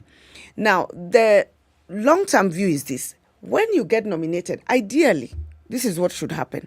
You're being provided an opportunity to get yourself known. 5 years of being a member of the county assembly, you have an opportunity to learn what it means to be in elective politics, to contribute, to represent your people, to speak to people, and prove to other people out there that you can be elected. We are expecting that those people who were nominated will be the ones who are now on the ticket running as candidates, isn't it? Unfortunately, not all of them are. Unfortunately, for various reasons. And that's why we end up with the 17%. Because if all of them, or 70 or 80% of those who are nominated, women, for example, in the county assembly, ran, then you have a very high chance of at least getting the 30% now, or nominating less people in the next county assemblies and in the next parliament. So in terms of long term, that is how the party will work on the long term. And then with the Vibrant Women League, which constantly trains women, provides a platform for them to be coached, like I was just suggesting earlier when we were off air, on how to talk to the public, how to speak when you get the microphone. What do you say when you stand? How do you sell yourself? If you go on social media, what kind of pictures should you put? Do you check your cultural background and what it is that they would be appealing to your electorate as opposed to others? So I think in the long term, that is there within the UDA Party Women's League. But coming to understanding all of that and coming to your administration and the way you have run this first term, there's certain things that pop out. Looking at the members of the county assembly who are not necessarily very happy with you at some point and how you ran things, and now coming to seek a second term. Do you believe that? Do I believe that? I think it's more important how you deal with that, coming now to ask, for a second opportunity. How would you reconcile that? Let me clarify. As I said earlier, the issue of my county assembly and the wrangles between county assembly and the executive are normal in most administration was sponsored, and I told you that. Right now that there's no such thing. We are very well. You haven't had a single issue in Kirinyaga for the last 2 years because there is no that push from wherever it is where it was coming from. And if you look at the the issue of county assemblies and how they deal with the executive. It's very easy because of the limited resources that we have at the county level and the way that money is devolved or the way the functions are devolved to create tension. Kirinyaga, for example, has a very small budget, right? We have a budget of about 4.6, 4.7. They were increasing it, I think, this year at 5.2. A lot of that, about 3 or so, goes to recurrent expenditure, staff, and now medicines, etc. You're left with the development budget of less than 1 billion. Now, imagine 1 billion. Then the county assembly has priorities, and we have our priorities. You will have friction, for example. Friction. But who would sponsor such friction and why? Who would take deliberate move, and why would they do that? I mean, it's really obvious. I mean, I made it very obvious, and I've already talked about it at the time. We had a senior government official who had whatever interests in the county, and they did that because of their own personal or whatever reasons. I don't think I would know the reasons why, because I'm not the one who was doing it. But that is known, and I think I don't want to dwell too much on that issue because I made it public. I put it out there even on social media, and I was very clear that this is what you're doing, and I think it is very unfortunate that you can be supporting this kind of animosity or funding this kind of animosity in the county to bring or stall development. But that is easily done when you have that kind of tension where there's really no resources to do whatever it is that both the executive and the county assembly wants to do. So if you notice, our disagreements were around the budget. I was stuck that we must build the hospital and we must finish it, which to me was a priority. On this side, they had their own priorities because there is a county assembly headquarters that wasn't finished. There are other county offices that they needed to build, the ward offices, which I was thinking maybe we should postpone them to next year and finish the health side first. So we had that a conflict in terms of budgeting. And as I said, it is normal in when resources are not enough and where expectations are very high. And that kind of back and forth is not that bad, because what you end up doing is you sit down and deliberate and eventually agree on the way forward, who gives in what at this point in time. But when you're being funded from outside and someone is saying that we have to make sure that she doesn't get a second term, and they've started 3 years before, for whatever reason, whether they have political ambitions or whether they have preference of who should have been or should be, then that is another story. Now, coming back to the issue of women, there is also some people generally who have a problem with someone being a woman. I mean, and being in a leadership position where they are not bending over backwards or almost worshipping you. This particular individual, I think that is their problem. Their problem is, I am not one of those people. They are used to people bowing down. There are very many people who bow down to them because of their position and power. I am not one of them. I really have never been that kind of person. I think I can engage one-on-one, and I think I respect you, you respect me. But I think that is what really offended or made them take that. So misogyny could have contributed to this. I think so, because I can't tell what else. What is really their problem? You know, it's not like I'm in their space.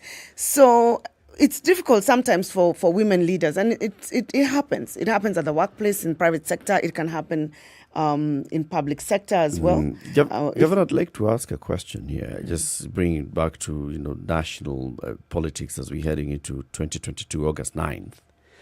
And you've been telling us about what UDA is doing, to support women, to prop up women, to support the cause of women. You're a woman, you're a strong person. Are there conversations that are taking place on how the choice for running mate are going to be made in UDA? Is there a possibility that UDA could actually pick a woman running mate? And are you on that list? I really, to be very honest, I hope and pray that our deputy president, when he chooses his running mate, he'll choose a woman. I hope so. However, in the discussion of the choice or whether who should be the running mate, I don't think that's a conversation that is done at like a committee or whatever. At least I'm not party to that conversation. I'm not aware of any such. What I know, because I from the discussions and conversations, is that the decision on who will be the running mate is the decision of one William Samoei Ruto. And everybody respects that. He has told them, if there's anything that you will allow me to do, is that I will choose my running mate. The only thing that we are expecting is on the issue of where does that running mate come from. And I think the conversation and agreement so far has been that that person will come from the Mount Kenya region, hopefully. Now, yeah, so I think that is what I would say. Would I be a candidate? If he goes with the Mount Kenya region, then you are in the running to be picked as a running mate. Would you hope that it was you? Okay, I think it's a great honor. It would be a great honor to be picked as running mate for the UDA party. I think so, and I think it would be a great honor. But right now, all my efforts are on Kirinyaga County. Let me put it that way. But I would hope that. But then, why Mount Kenya? Now we have UDA. You have new partners who are joining. You have ANC. You have Ford Kenya that's joined. Now you know the leadership of ANC and Ford Kenya is strongly from the West. Why Mount Kenya? Why Mount Kenya?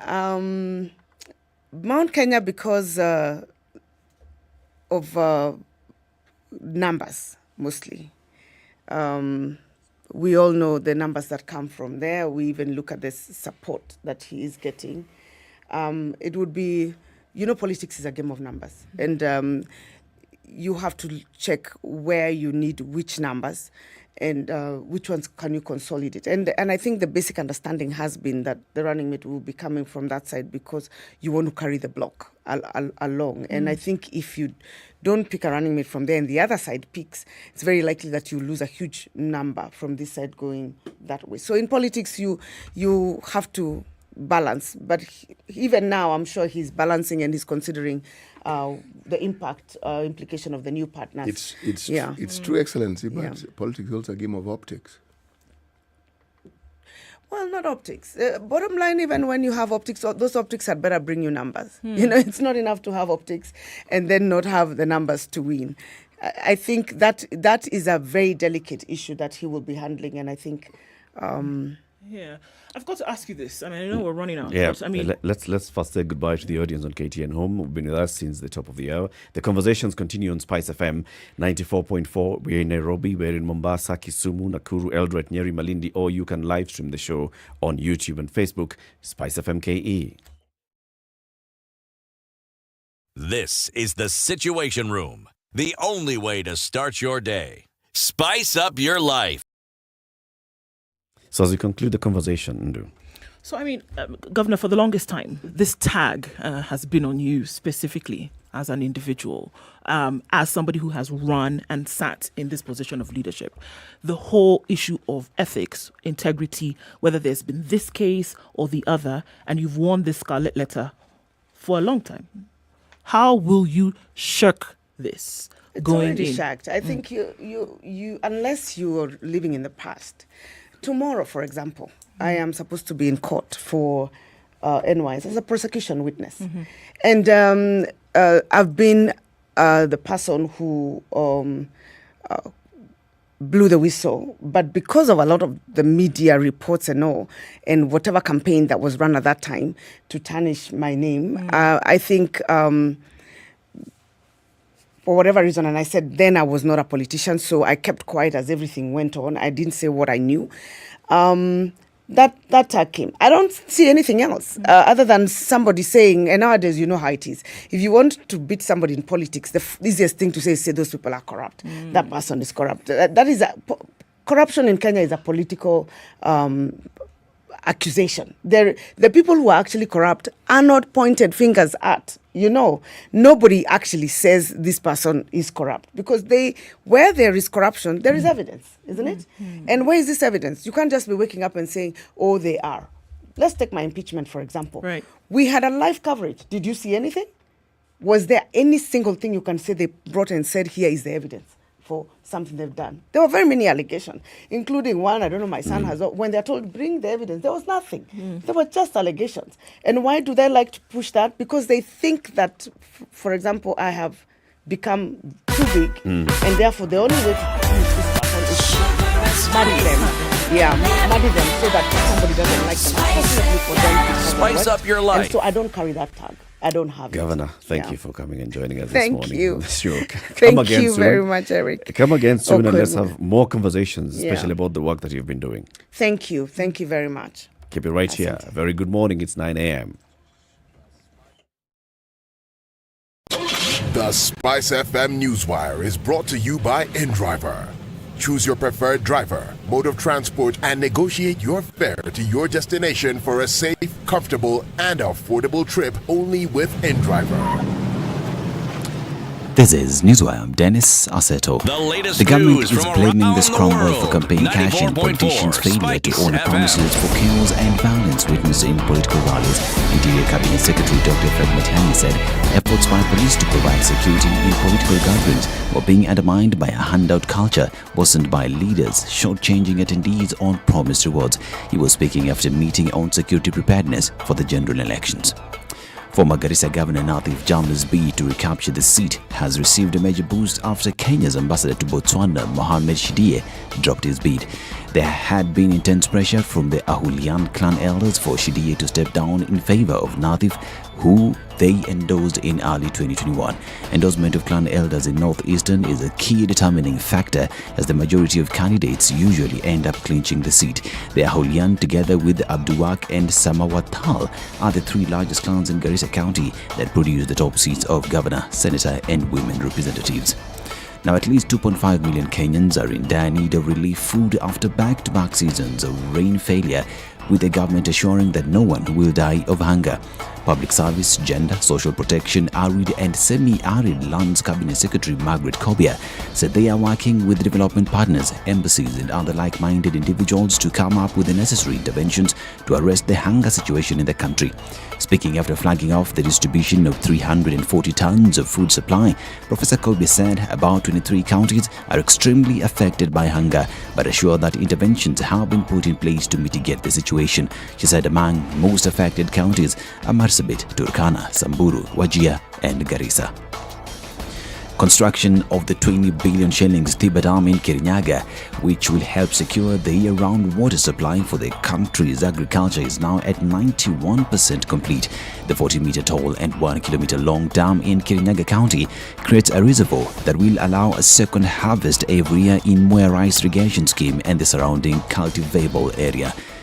According to Stephen Mutinda, the remaining 9% work includes connection to the existing road network as well as facilities for water draw-off and safe flood water drainage. A man was shot dead and another suffered serious bullet wounds when Ramola Secondary School students stormed a local police post to protest the death of their teacher. Regan Dindi, a Mason, died on the spot during the mid-morning incident at Ramola Trading Center in Gamogai Sub-County. His death brought together along the Luanda-Akala road to a standstill as the locals blocked the road demanding justice. According to his brother, Vincent Onyango Dindi was heading to Luanda town where he worked as a mason when he met his untimely death. Onyango said Dindi was on a motorcycle when he was shot. And Kenya has lifted the 7-day suspension on Dubai-bound passenger flights after a 2-week standoff with the UAE over COVID-19 certificates. A report by the Kenya Civil Aviation Authority says the suspension expired Monday. The ban issued on January 10th did not affect cargo flights, which continued with normal operations. Last week, Kenya and Dubai failed to reach a consensus again over the ban, with Kenya insisting Dubai first lifts its ban on flights from Kenya, after which Nairobi would follow suit. According to Foreign Affairs CS Rachel Amamo, the talks were between her ministry, the Ministry of Health and officials from Dubai. Last year, Dubai Civil Aviation Authority temporarily suspended all air transport services with inbound and transit passengers movements from Kenya, claiming several passengers arriving from Nairobi tested positive for COVID-19, yet they had certificates showing they were negative. The United Nations Children's Fund has warned that at least 1.5 million children are not receiving life-saving treatment for severe wasting in Eastern and Southern Africa.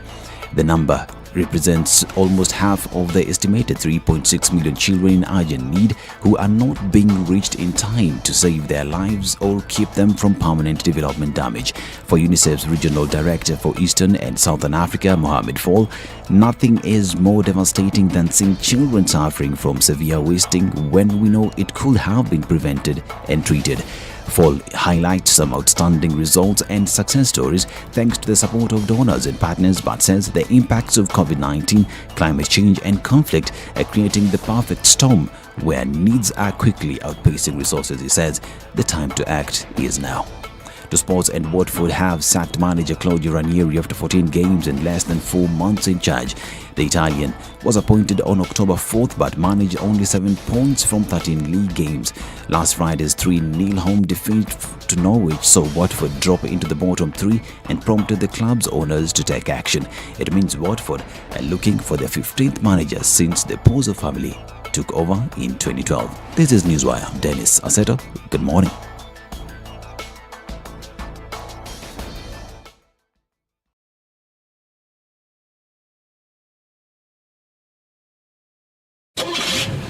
The SpiceFM Newswire is brought to you by InDriver.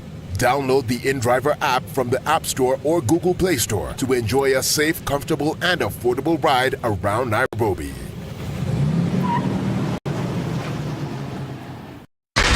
.4 Spice FM, Nairobi.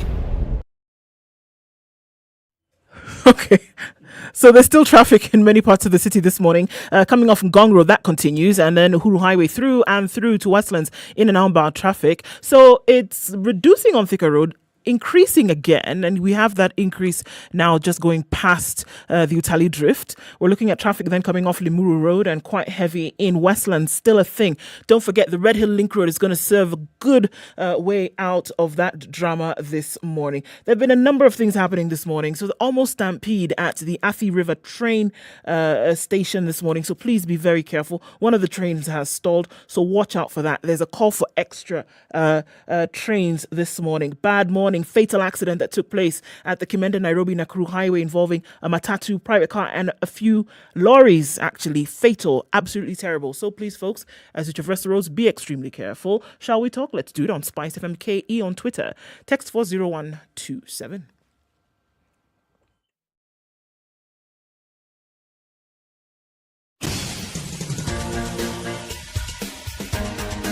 This is The Situation Room, the home of hard-hitting political commentary and penetrating insights about the state of the nation. This is a talk radio experience like no other. The Situation Room, a place for hard truths, debates, and elevated conversations. The Situation Room, witty, political, engaging, deep, controversial. In the room, we have C.T. Muga, researcher, academic, seasoned political observer, a fountain of wisdom in these politically uncertain times. Ndu Okoh, Nigerian by birth, Kenyan by choice, communications expert, Pan-Africanist, a truth seeker and believer in people power, and Eric Latiff, agent provocateur, the man in the chair, seasoned journalist, news hound, a man who believes in punching up, not down.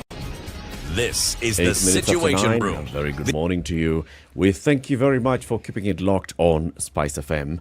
As we get into the fourth hour of the show, we have a new guest. But before we introduce the guest, let's hear the day's proverb. City. Jino la pembe si dawa ya pengo. Jino la pembe si dawa ya pengo. Yes. An ivory tooth, or a false tooth for that matter, is no cure for a lost tooth.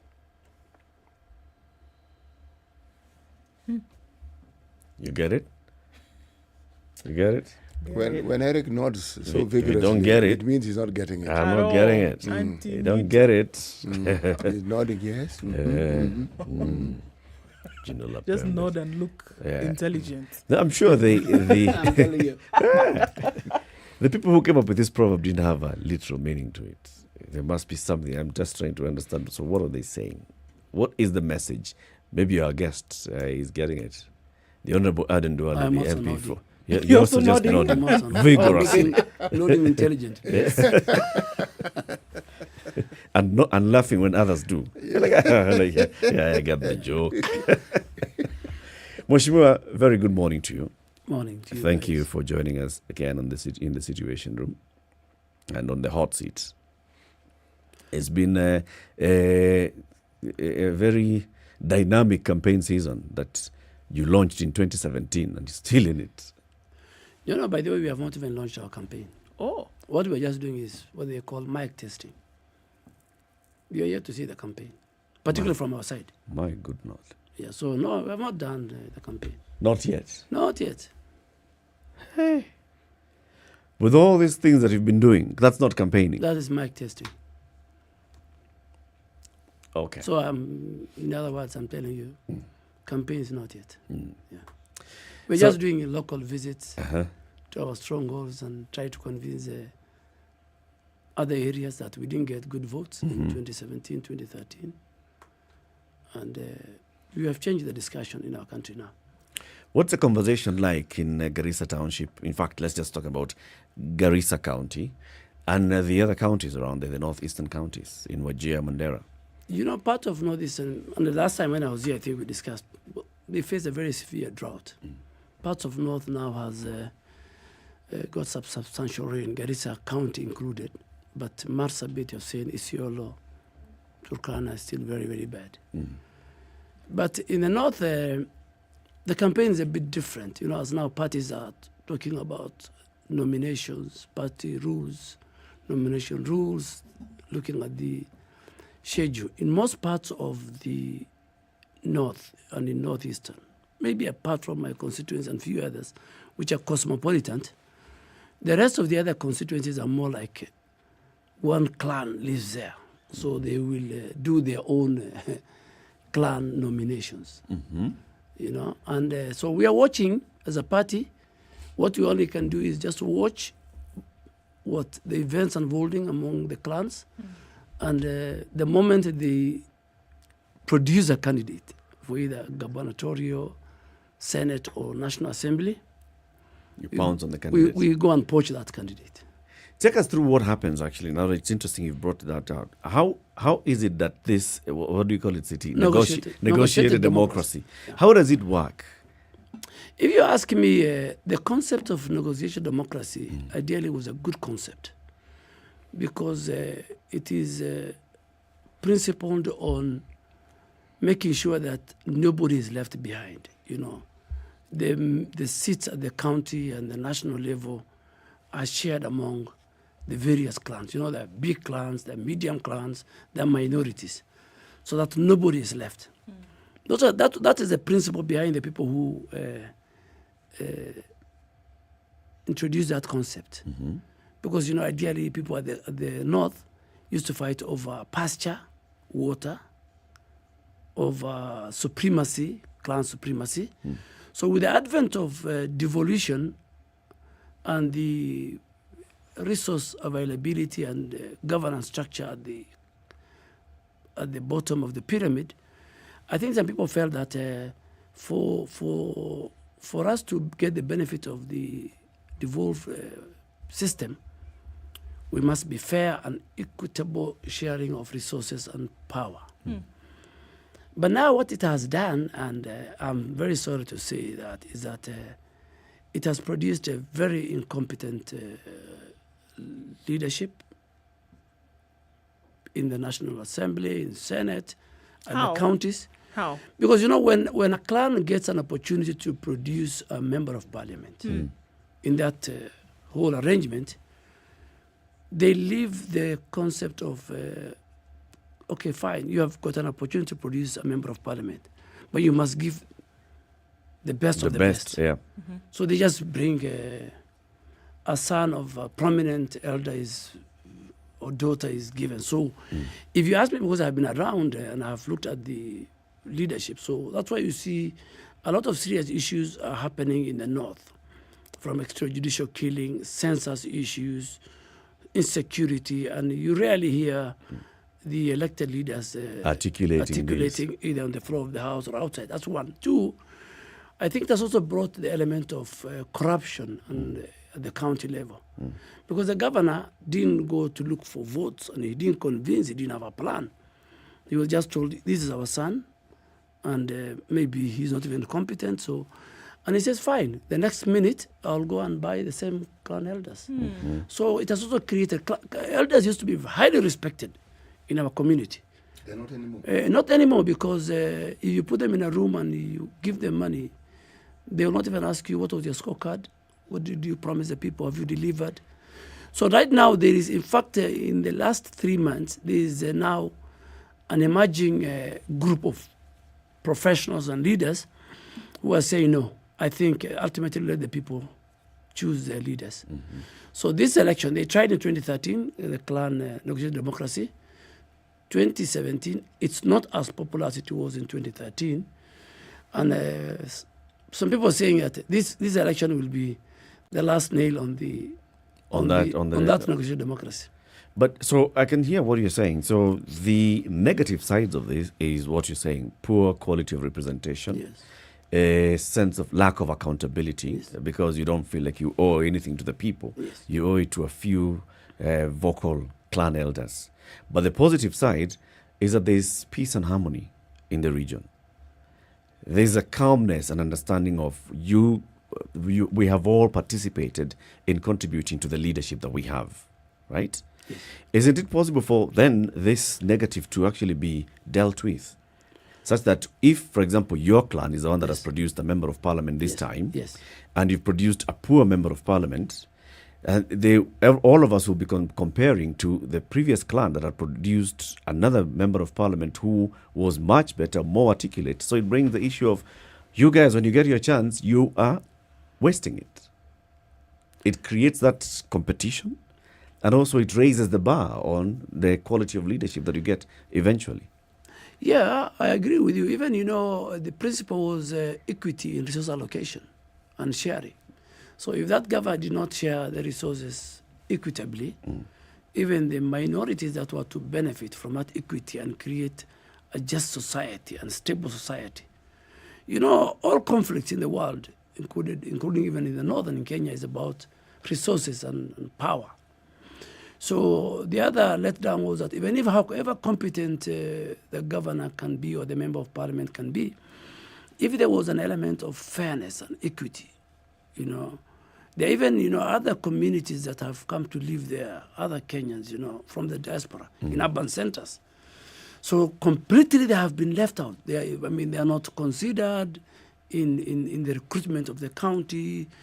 And one of the most sad things that I have seen, because I was there a leader before the advent of devolution, and now, like my constituency has the largest referral hospital, Garissa PGH. And during the first 5 years before my leadership and devolution was not there were very competent surgeons, and the people who were running that hospital who were not from the north. But when devolution came in, then there was the element of nepotism. Young doctors who left the university the other day were told to run that hospital. The guy who was running Mama Lucy Hospital was one of the superintendents of that hospital. There was a lady called Dr. Khadija, I think, from Coast. So when the devolution came in, and that element of negotiated democracy, they say, this is our government. So they try to throw away all other competent, qualified Kenyans. And that is much felt, I think, across the country in the health sector. So I think the people of the north have, particularly among the Somali community, they have had 10 years to analyze the pros and cons of negotiated democracy. And in fact, right now, if you go to the north, there will be two sets of candidates. Those who are anti-negotiated democracy, who feel the people must decide, and those who... And then, again, the other thing that is coming up is when these elders sit down, I've never subjected myself since 2007 because, in my constituency, it's very, very unique. There are a chunk of voters who support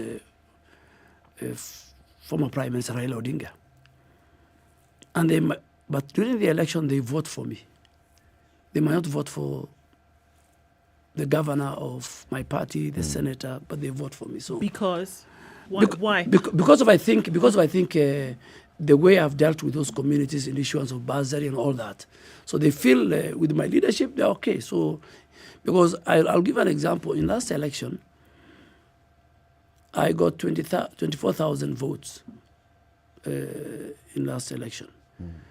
But if you look at the president, Uhuru Kenyatta, the governor who was on Jubilee, the senator who was on Jubilee, and the women rep, they got between 15 to 17,000 votes.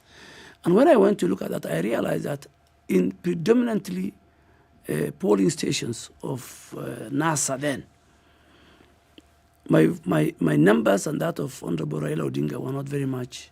The gap was not. He gets 90 in one polling station, 95.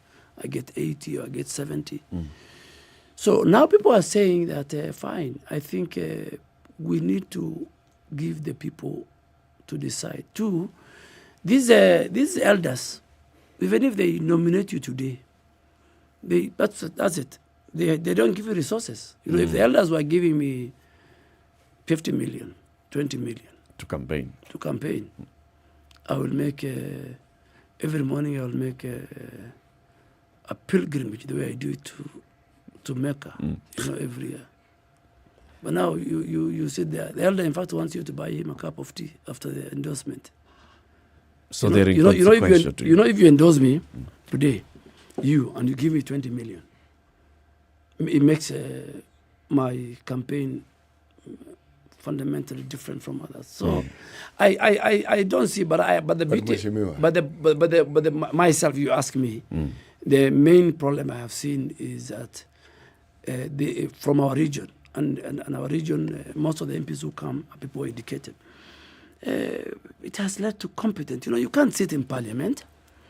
A certain serious issue, not even about your region, but a certain national issue is being discussed. A bill that affects, or the finance bill, and you sit there for 5 years and you have never spoken. I don't think that is the essence of. But Mheshimiwa, I like what you're saying, because what you're talking about is the inevitable winds of change that must come about in every community. Yes. Okay? But you have been a member of parliament for a very lengthy period. Not lengthy, 15 years now. 15 is lengthy. Most people have one term and they tend to forget that they were ever even in that august house. 3 terms indicates with great clarity that there is something that you got right. Yeah. You have even moved parties and it has not affected your popularity. That's what I'm saying. You got your formula right.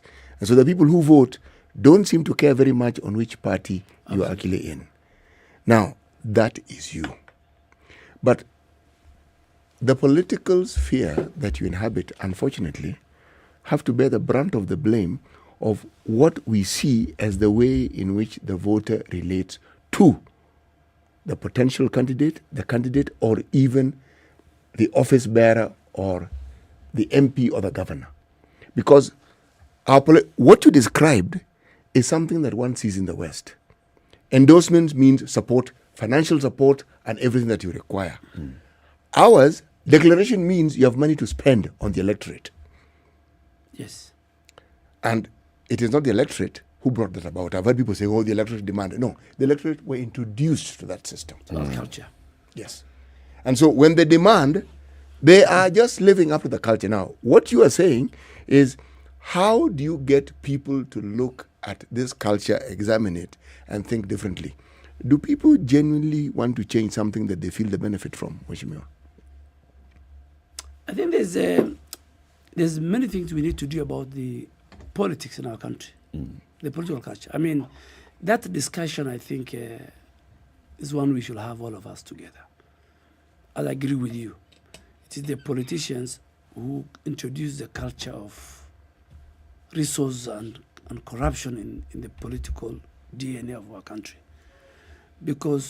And that is how they carve up for the 5 years incompetency and lack of development.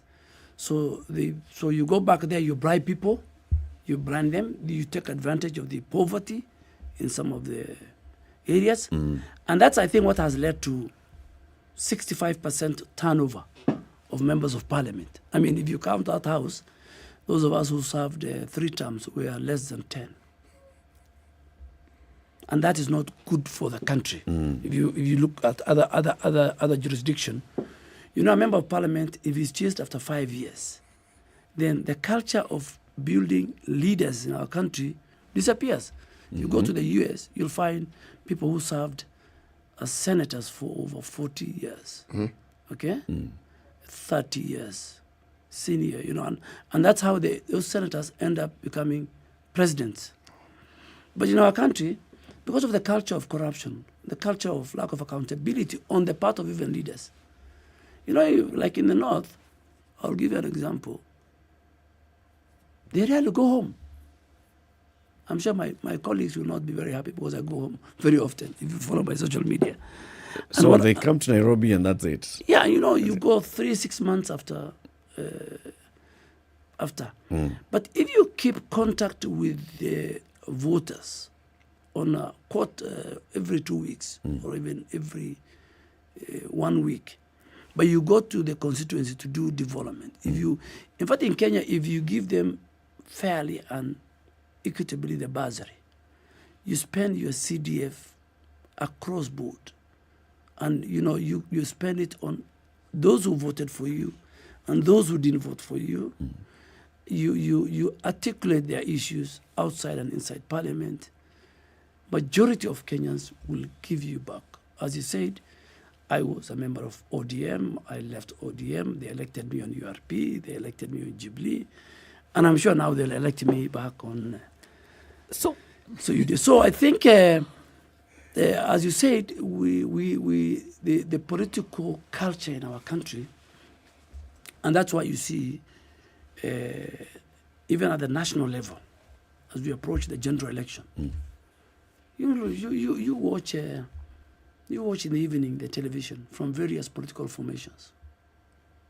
Very few people talk things that can make you, you know, listen, and after even the speech is over, you can say, okay, I think that's a good points were articulated. Yes, that's a good point. So you're saying that people who are voting, whether it's member of parliament, voting you back into office, is because you're taking care of their 1, 2, 3 needs, and they don't care about the rest. The thing that you talked about, which is extremely important, corruption, integrity issues in leadership, etc., etc. Are you saying that those things are not in the foremind of Kenyans, so long as the things they need right here are taken care of?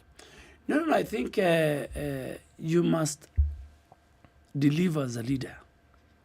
You must not deliver 100%, but you must deliver to the people. And you know, as a member of parliament, Kenyan members of parliament are very lucky. They have 100 million kitty, you know. Bursary is very critical to the voters and to our constituents.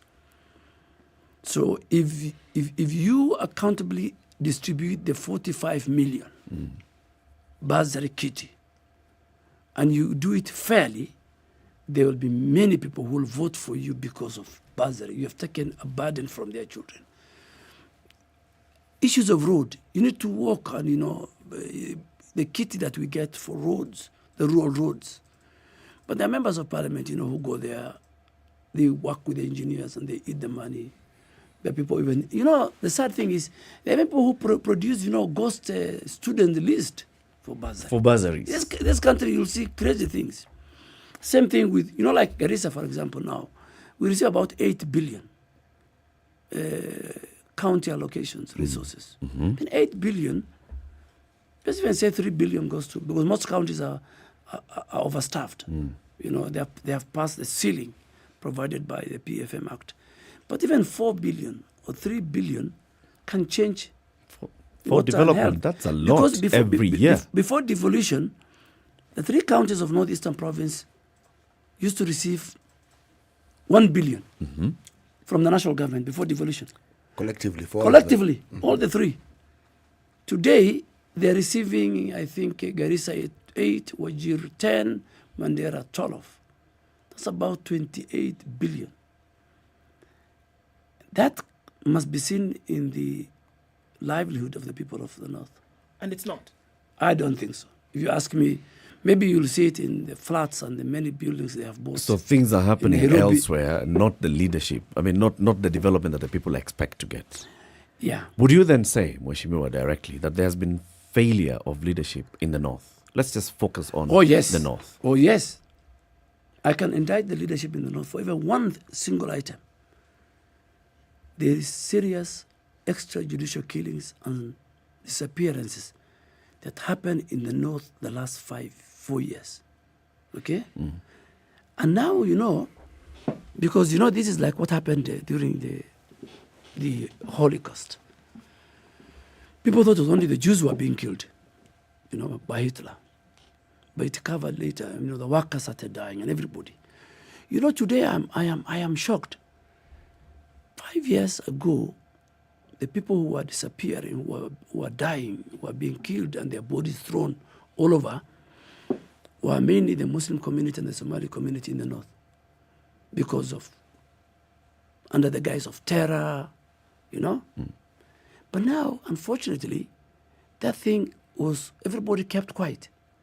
Now Kenyans across all communities and religions are being butchered, are disappearing.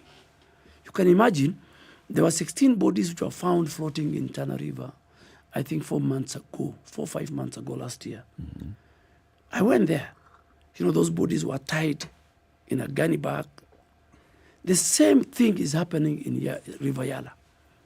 And you see, a serious democratically elected government, a country with this kind of constitution, with the best Bill of Rights, nobody is talking.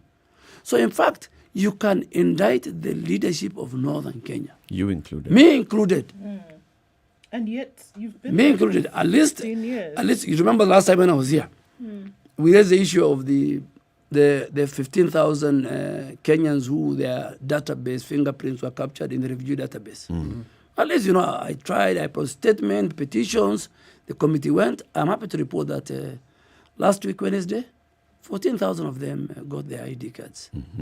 So, when you speak, when you talk, when you do what you are elected for, results will be seen. You produce results. Yes, results will be seen. Even by me talking here, somebody somewhere sane and accountable and a person of integrity in government will hear and will say, I think we need to deal with that. Now, for example, the Yala thing, it's only the media reporting. And where is the leadership? Where is the leadership? Even the leadership of CI, where the river is. They should not even allow the River Yala to be polluted with dead bodies. They shouldn't allow that. They should ask why is it happening. And if you saw the people talking there, they come from across Kenyan communities, far and wide, because they heard their loved one has disappeared. So they are told these bodies in Yala. So all of them are going there. And then again, nobody is allowing them the DNA facilities. Some of the bodies cannot be identified. A responsible government should have at least even done that, But you guys come, this is the facility, this is the pathologist. So I think, me included, because I come from the North, I think I did my bit when I was in government, when I'm out government. And I'm still doing it. But I think not only the North, there's a leadership... there's a leadership crisis in Kenya. In fact, you have used the word. There is a leadership crisis in Kenya. Let's take a break. We'll continue this conversation shortly. 27 minutes to 10 o'clock. Time for us to take a look at the weather and traffic. Our guest this morning is the Honorable Ed Nduale, the MP for Garissa Township, former leader of the majority coalition in the National Assembly. Good morning. This is the Situation Room, the only way to start your day. Spice up your life. Forgiveness is always conditional. Even before God, there's nothing like unconditional forgiveness. Government doesn't pay you pension until you retire. In fact, they have no money for you. The day you retire, they look for it. This country is punishing many young people. these young people are more susceptible to be deceived, to be taken advantage of, and they're more susceptible to be bought off. Let us also talk about where we want our country to go. You know, we are a population of very young people. We're in a state of capture. The judiciary is under duress. Parliament is in the pocket of the executive. You don't sit and wait for the regime to topple itself. It will never do so. By the way, let me tell you, these guys are so persuasive. I'm telling you, they can persuade you to sell your grandmother. I'm telling you, they can sell sand in the desert. Ceci, has anybody on this program said to you as a guest, say, "Oh, shut up, we don't want to be told what to do"? Has you ever that kind of... Has anybody been I will not listen. bit of advice? Because you're working on the premise that we should all pay heed to these proverbs. It's a very suspect notion. This is the Situation Room, the only way to start your day. Looking at sunny conditions in Nairobi this morning, through the day going to highs of 26 and lows of 16. All right, into Nakuru town, we'll see later today highs of 27, and in Nyeri 18 degrees and sunny, highs of 27 and lows of 11. Sunny conditions in Eldoret at 18, highs of 25 and lows of 12. In Mombasa, partly sunny conditions at 29, highs of 32 and lows of 25. 31 will be the high in Malindi, where it's sunny at 28. Kisumu is sunny at 24, partly cloudy conditions for now, highs of 30 and lows of 18, while in Kakamega 30 will be the high. It's currently cloudy at 24 and it'll come down to lows of 15. In Kampala, 29 will be the high, mostly cloudy conditions at 23. Dar es Salaam is mostly cloudy at 28. We'll see highs of 31. Lagos, the haze is back at 24, highs of 35 and lows of 22. At 22 and partly sunny, Johannesburg will go to highs of 27 and lows of 14. It's still raining in Kinshasa at 22. That'll be today's low, going to highs of 31. Out in Beijing, slightly warmer at 6. That'll be the high for today, going to lows of -5 rather, and it's -1 in Paris. Highs of 3 and -4 will be the low. 3 degrees and cloudy in London, highs of 5 and highs of 7 in New York with lows of -7.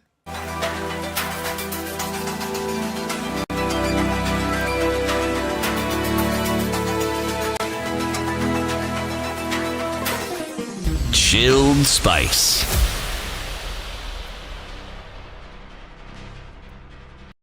All right, getting to the tail end of traffic hour, let's see what the streets are looking like. And now, coming off a thicker superhighway, still some traffic there as you get to the Pangani underpass, Mombasa Road, and we're looking at Imara Daima all the way through and through. There's some traffic there, and it's bumper to bumper. Not quite sure what has happened now. I thought that was looking a little bit better, but I guess not. All right, Jogo Road, that still continues. Industrial area, still seeing some action there. Let's look at the western part of the city coming out of Westlands. That continues. Uhuru Highway, still some traffic, and the thicker superhighway continues. You know, bits and bobs of traffic here and there. All right, be careful, folks, whatever it is that you do today. Let us know through the day what it looks like in your neck of the woods on SpiceFM KE on Twitter. Text 40127.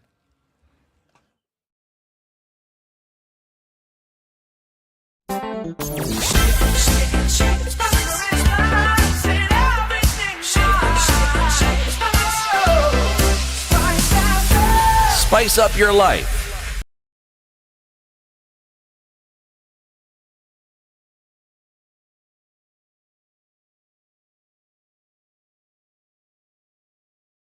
Mature, intelligent talk every morning.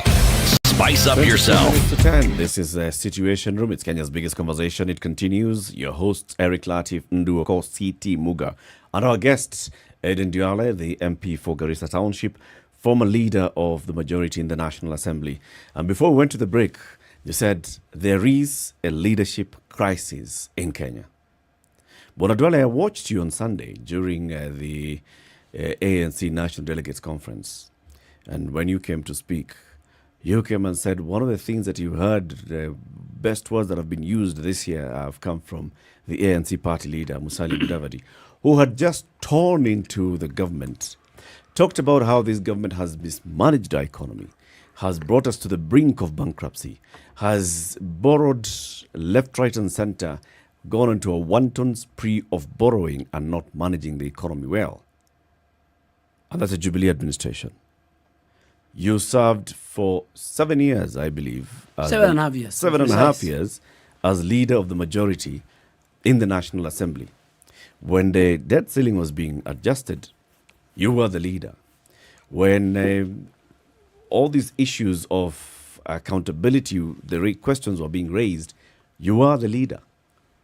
And then you stand up and say, in fact, you agree? Let me first say that I was a leader, and I was a leader at the legislative section of the Jubilee administration, so I was not in the executive. But let me go back to what Musalia, let's not look at how people, certain quarters felt what Musalia said. Maybe the language he used, maybe his demeanor, when he was speaking. But I think Musalia spoke for millions of Kenyans, me included, because there are issues that either we talked about it or even did a recommendation in Parliament. There are issues which nobody has spoke about. Because Musalia talked about the debt ceiling. I mean, our debt ceiling, Parliament allowed government to a debt ceiling of 9 trillion, but with a rider. I remember. And if you look at all the budget and appropriation committee of the last 4 years, that rider was that government must relook at our debt portfolio. That we must shift from commercial loan, the Chinese commercial loan, and go to bilateral and multilateral where the interest rate was less compared to, and the grace period was greater. That has never been, that recommendation has never been implemented by the National Treasury. 2, as we speak today, our debt portfolio today is 11.7 trillion. And that is in violation of the PFM Act. In fact, government is in violation of the PFM Act. I'm told they want to bring a regulation when we resume today. I don't know whether they have the guts to, one, sanitize the crime they have committed, because they have gone above the 9 trillion ceiling given to them by Parliament to 11.7. Did they go to 11.7 Yes. without Parliament. the nod of Parliament? Without the nod of Parliament, contrary to provisions in the Constitution and the PFM Act. So when this happened, because this is not something that happens today, tomorrow, clearly this is a process. When this was happening, what did Parliament kind of like raise heads and say, hold on a minute, what exactly is happening here? Or was it something else that was allowed to then slide under the table? In fact, I sought a statement on that matter November last year, and I can share with you a copy, and did a tabulation on how they are at 11.7, and them contravening the Constitution and the PFM Act on surpassing the ceiling passed by Parliament. And I think up to today, the Minister for Finance is yet to respond to Parliament. He's out of the country. But let me also, go to, so that I don't lose my thought. So the debt ceiling, there was a recommendation by Parliament, not once, not twice. 2, I think Musalia Mudavadi talked about the culture of impunity and the subversion of the Constitution and the rule of law, the many court orders the judiciary issued to government and the way they have been, not complied with. He talked about the freedom of expression given to Kenyans by the Constitution, the choice of friends, and I think he was very right. He even talked about these extrajudicial killings and disappearances. And I think what Musalia, particularly on the economy, and that's why any candidate who's vying for the presidency, including our own candidate, I think cannot sell anymore and cannot do what we used to do in every successive elections. Cannot talk about development, that we're going to do for you this road. No. Candidates must talk about how to fix this economy. And after August 8th, whoever will win the elections, if the first 18 months they will not fix this economy, then I can tell you we will head to the situation that Greece found itself in.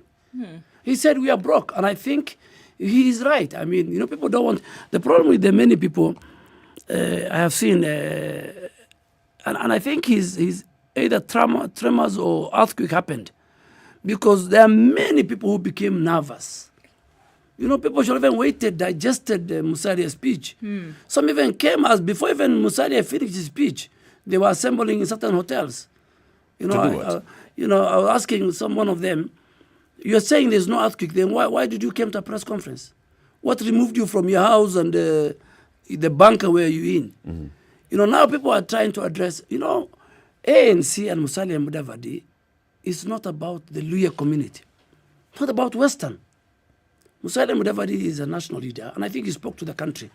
But you see, from the Atuolis to the Oparanyas and his team to Marendes, you know, and they're trying to bring the whole national discussion. That guy, if you ask me, and I think I'll say it, is not the Musalia Mudavadi I knew. Once I looked at it, I was about to ask his wife, is this Musalia? That's interesting that you say that, because you previously called him a thief. No. I mean, not as many words, but I mean, you previously said that of the stature that you talk about now, you had said he was something totally different. I'll answer you.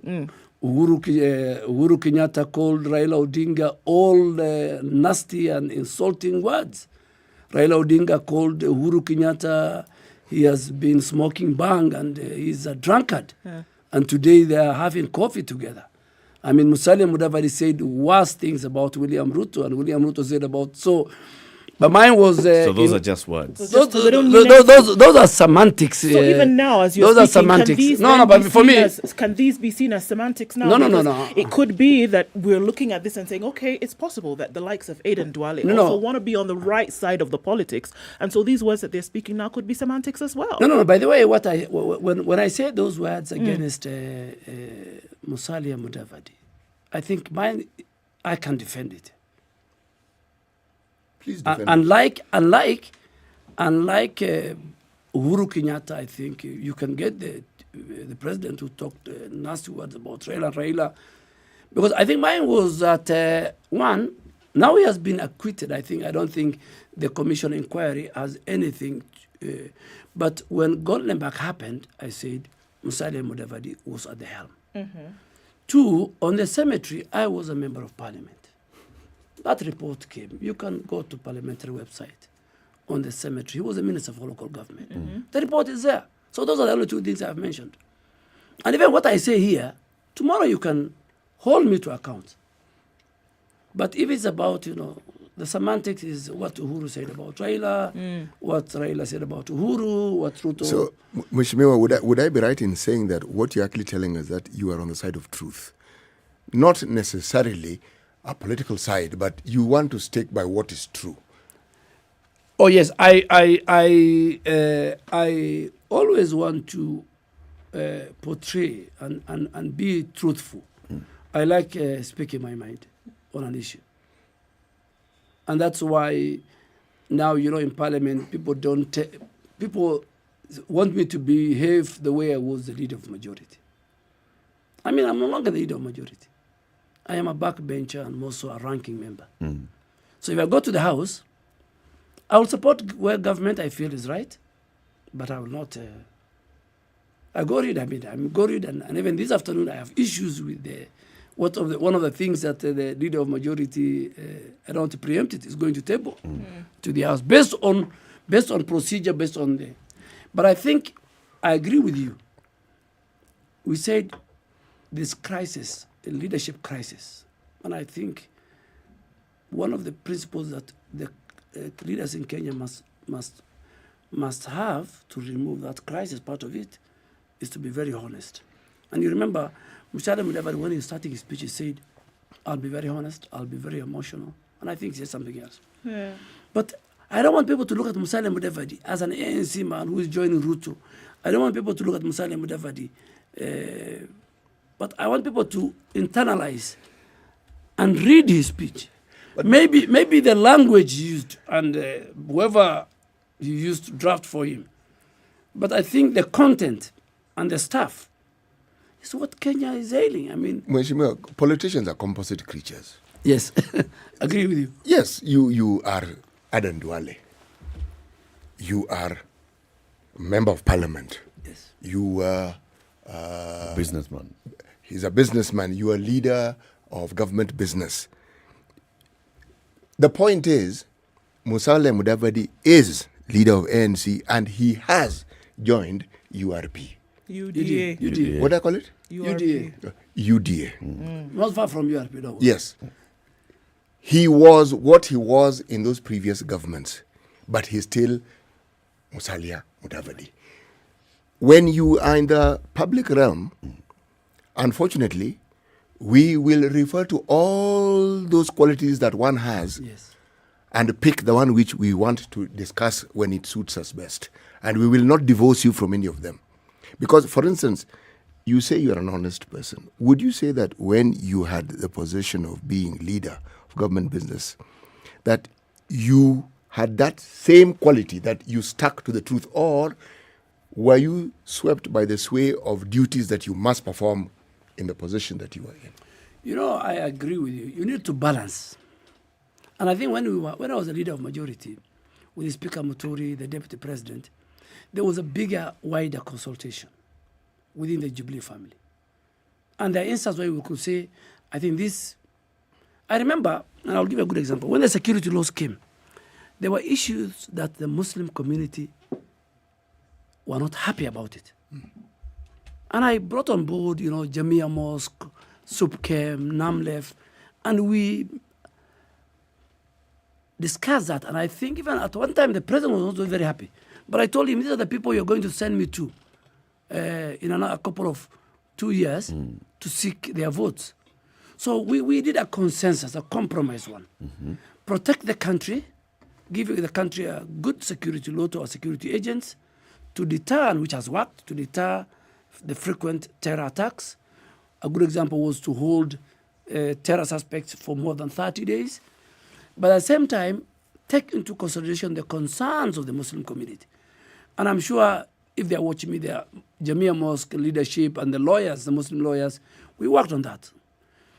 Even, you remember the famous VAT on petroleum? Yep. Government wanted, the National Treasury under rotation wanted 16%. 16%. But we had to haggle. The president told him, let's do 8%, half. Okay? So that when there's consultation, you balance between the interests of government to collect revenue and to protect the country, but also not extreme to protect the citizens, their rights and everything. But when we left, from where I sit, I might be wrong. We feel that consultation was not there. We went into constitutional change. There was bad blood between the president and the deputy president. So you don't think the current leader has the opportunity that you had to consult? You don't think the current leader has conversations with the president and other stakeholders and also has an opportunity to give feedback? No, you don't know what has happened is that that time we had a very vibrant opposition. Particularly, the 11th parliament, under the leadership of my very good friend, may his soul rest in peace, Jacob Midio. We used to agree. If we don't agree, they used to raise their voices. But today there's no opposition in parliament. You watch parliament today, there's no opposition. I mean, that's the sad thing about it. And that's why, if you ask me, I've worked with Honorable Raila Odinga. One of the if there's a person who has lost big time in the handshake between President Uhuru Kenyatta and Raila Odinga, it's Raila Odinga. Raila Odinga, when I joined his party in 2007, not that I knew Raila Odinga. Raila Odinga has certain credentials. He was the father of the guy who could fight for good governance, integrity, anti-corruption crusader. Even the pastoralist in Marsabit, his rights are violated. He knew the only person who could speak for him was Raila Odinga. Today, as we sit here, Raila Odinga has lost all those credentials. Particularly, why do you say so? No, he has lost. What do you use? Let me tell you how he lost. Since 2018, today we have got serious extrajudicial killing and disappearance. We have not heard the voice of Raila Odinga. It is very unusual. Today we have a serious death crisis. I mean, Raila Odinga in the first 5 years of Jubilee. He told you about Eurobond. No, you could speak about Eurobond, you could speak about NYS, you could speak about... Raila Odinga not talking about KEMSA. He's quiet. And the reason is because maybe part of his team is involved in that KEMSA thing. Raila Odinga is not talking about the debt crisis. Raila Odinga is not talking about the violation of the rule of law. He used to defend the judiciary. an independent institution. Raila Odinga is not talking about the use of the criminal justice system. So now the new opposition, which is your side of Jubilee. I am the, in fact, in the House, I tell them I am holding brief. You're holding brief with your opposition. As a opposition leader. But then we must have an opposition. But you don't hear your voice. We don't hear your voice on all these matters. Then We don't hear the voice. No, you don't watch Parliament. We don't hear the voice of your leader, the Deputy President, talking about extrajudicial I am killings. the one. I can only speak for myself. We are not hearing the leader of opposition now, the new leader of opposition, talking about the debt crisis. We are not hearing the leader of opposition now talking about all these things that are ailing. Where have you been yesterday? Yesterday in our parliamentary group, I need to have carried our statement. We talked about, even the leader himself talked about the debt crisis. We talked about the extrajudicial killing. We talked about the various bills that are coming to the House, which we feel have serious constitutional issues, including the election laws. But we talked about even increasing the revenue allocation to counties. Actually, this current... So I think if you watch me from this afternoon, I mean, since I became a ranking member, every statement that I raise is a statement that touches on the lives of the people of Kenya, not even my constituency. I have raised about the debt level. I have talked about the budget, and how our budget is not balanced. And Musalia Mudavadi, what he said, that we collect 100 shilling and we spend... We spend 70 on... 70 paying back debts. And it's very sad. For the first time in this country, we are borrowing to pay salaries. Let me ask you this question, Mheshimiwa. When you were leader of government business, were you really in a position to say some of the things that you can say now? Let me tell you, that's why I'm saying, when you are the leader, when you are the president, when you are the minister for finance, you have a leeway where you can fix so many issues and reach a consensus, even with the president behind the scene, so that you don't need to come out and contradict. If you can fix the problem out there, then you don't need to raise it. But when you are not in government, then, and you're a member of parliament, the constitution gives you that power as a budget-making house to raise that issue. If you don't raise it and you don't read the order paper, you come to the House and you become a voting machine. I think, in my opinion, and in my opinion, then you ought not to be in that House. And I think I was lucky because when I joined Parliament, I think there are many great leaders who inspired me then. The likes of Muthui Kilonzo, Martha Karua, James Orengo, people, that time the legislature was very, very vibrant. But I can tell you, the legislature, just like the judiciary, under the Constitution, is supposed to be independent, is supposed to be asking questions on behalf of the people. That, I think, in my opinion, is not happening because of the handshake, because we have lost priority. A party can at times move its agenda and push it, like the political party's amendment bill.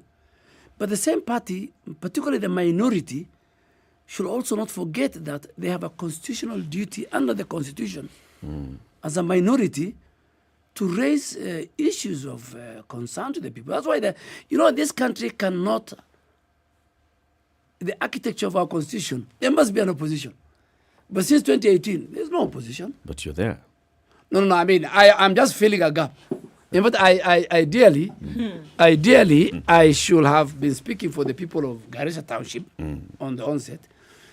But we have a minority leader and his leadership who occupy certain privileged positions. The chair of Public Accounts Committee, the chair of Public Investment Committee, the chair of Delegated Legislation. There are certain committees, oversight, that the government party cannot. Yeah. So today, do you hear? How come there was a lot of issues on Eurobond and NYS in the first 5 years of Jubilee? What happened in the second 5 years? Because the opposition has gone to bed with the government and most of their leader. We'll talk about the leadership crisis at greater length and depth in one of these coming days, Mheshimiwa, because, there has got to be a solution to this, and we've got to seek a solution to this. It's not just saying there's a leadership crisis. welcome one of these days. We'll welcome you again. And I think I agree. This is the right time. And I think the people of Kenya, the voters themselves, must internalize, they must look at it. And even the voters themselves must play a big role in shaping. Because every 5 years you get an opportunity. This is the right time. This discussion, to shape I the think leaders. you need to have it. Asante. City, as we conclude, the day's proverb. Jino la pembe si dawa ya pengo. Yes. You know, why I chose this particular proverb was for a very simple reason. The fact that you have, and he's mentioned a stopgap. A stopgap is not necessarily a solution.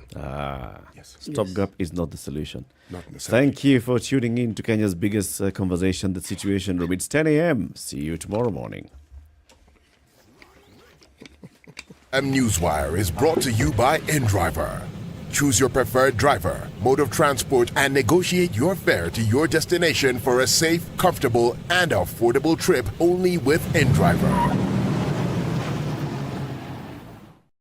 The latest news from around the world. 94.4